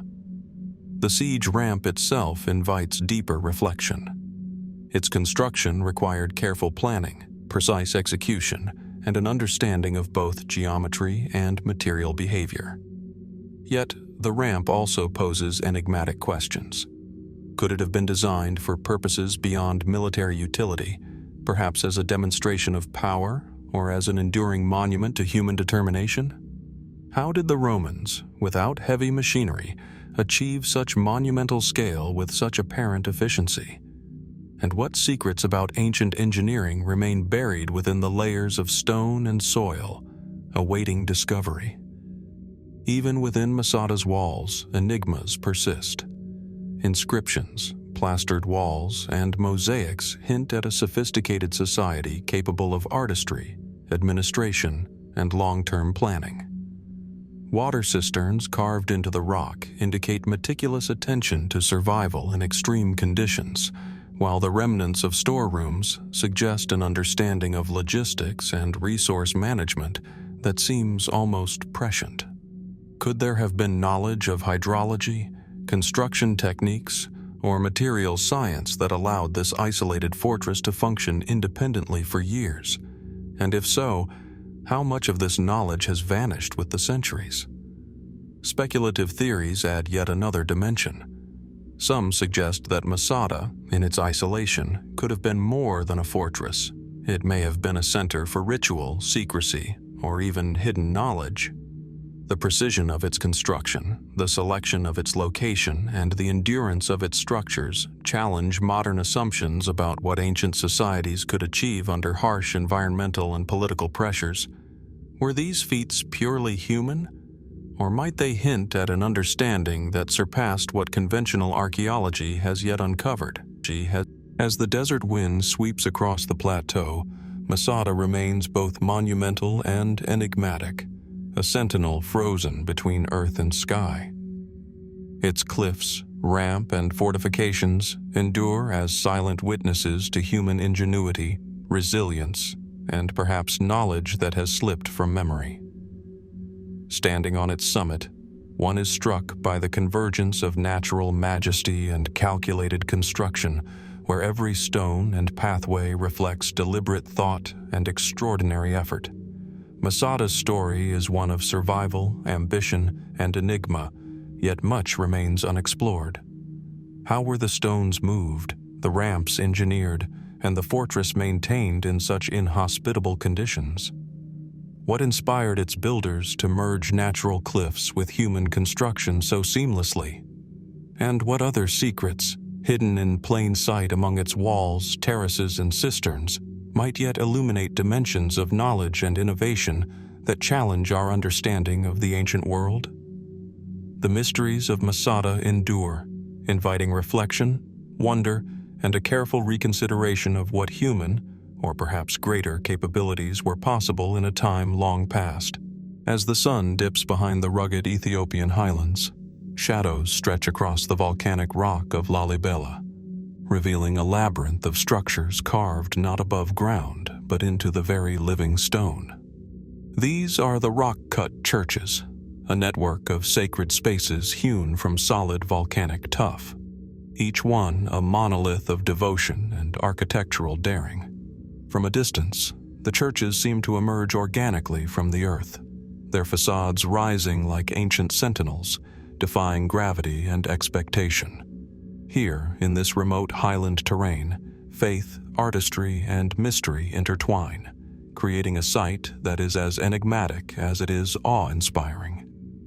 The origins of Lalibela are commonly attributed to King Lalibela of the 12th and 13th centuries A.D., who, legend has it, sought to create a new Jerusalem after the fall of the original holy city. Yet, the sheer scale, precision, and complexity of the construction raise profound questions. Each church is carved from a single rock, often several meters deep, with intricate reliefs, chambers, and passageways linking one sanctuary to another. How did the builders, using only rudimentary tools, sculpt such precise lines, vast halls, and seemingly impossible angles? How did they envision the subterranean layout, ensuring structural integrity while achieving extraordinary symmetry? Within the labyrinthine interiors, light filters through narrow slit windows and doorways, casting long, ethereal shadows across the walls. The play of light seems intentional, suggesting not just architectural skill, but a deep understanding of optics, sacred geometry, and spatial experience. Could the positioning of each church, each corridor, have been guided by astronomical observations or cosmic alignments, marking solstices, equinoxes, or celestial events? The possibility invites speculation. Might these rock-cut sanctuaries reflect knowledge that merged engineering with cosmology, encoded in stone for centuries to observe and interpret? Water management, too, adds to the puzzle. Channels and cisterns cut directly into the rock hint at advanced understanding of hydrology. In a region where rainfall is seasonal and often scarce, the architects engineered a system that could collect and store water efficiently, sustaining both the monastic communities and the sanctity of the sacred spaces. How much of this knowledge was lost over the centuries, and how much survives in the hidden intricacies of the rock? The practical genius of these systems amplifies the mystery of the site, suggesting a sophisticated integration of human ingenuity and environmental awareness. Some churches are adorned with elaborately carved crosses, geometric patterns, and detailed reliefs, blending spiritual symbolism with architectural daring. The craftsmanship is meticulous. Columns, arches, and windows emerge seamlessly from the surrounding rock. The level of detail evokes a question that has long fascinated historians and architects alike. Were these works the result of decades, even centuries, of painstaking labor, or does their precision hint at methods or knowledge beyond what conventional histories acknowledge? Could there have been techniques now forgotten or external influences whose traces have vanished from written records? Speculative theories abound. Some suggest that the alignment and construction techniques reflect knowledge of lost architectural practices, perhaps preserved in oral traditions or secret guilds. Others ponder the possibility that these monumental rock-cut forms were inspired by or guided through visions, religious or otherwise, that transcended typical design practices of the era. And yet, despite centuries of study, no conclusive explanation fully accounts for how such a complex, unified sacred landscape was executed with such precision in a time of limited technology. Equally compelling is the spiritual and symbolic dimension. The churches, carved entirely from the living rock, are more than shelters or places of worship. They are manifestations of devotion, a bridge between human endeavor and the divine. The verticality of the structures, plunging down into the earth, suggests a deliberate movement from the mundane to the sacred, from the temporal world into a consecrated interior where rituals and contemplation transform both space and spirit. Could the very act of carving from solid rock have been intended as a form of pilgrimage or meditation, embedding human labor with sacred intent? As the wind whispers across the highlands and the volcanic stones glow in the evening light, the rock-cut churches of Lalibela remain a profound testament to human vision and ingenuity. They are at once monumental and intimate, solid yet spiritual, functional yet enigmatic. The mysteries they contain, how they were planned, how they were executed, and what knowledge guided their construction, remain largely unsolved. What has survived is a landscape that challenges assumptions about what ancient builders could achieve, inviting us to reflect not only on technical skill, but on the deeper impulses of faith, symbolism, and human creativity. The rock speaks in silence, the passages echo with memory, and the churches endure as a riddle etched in stone. How did a society, isolated by geography yet rich in devotion, bring forth such precision and scale? What secrets remain buried within the volcanic tuff, waiting to reveal themselves to the curious and the patient? Lalibela continues to captivate, whispering its enigmas across the centuries, a monumental testament to both human determination and the enduring mysteries of the past.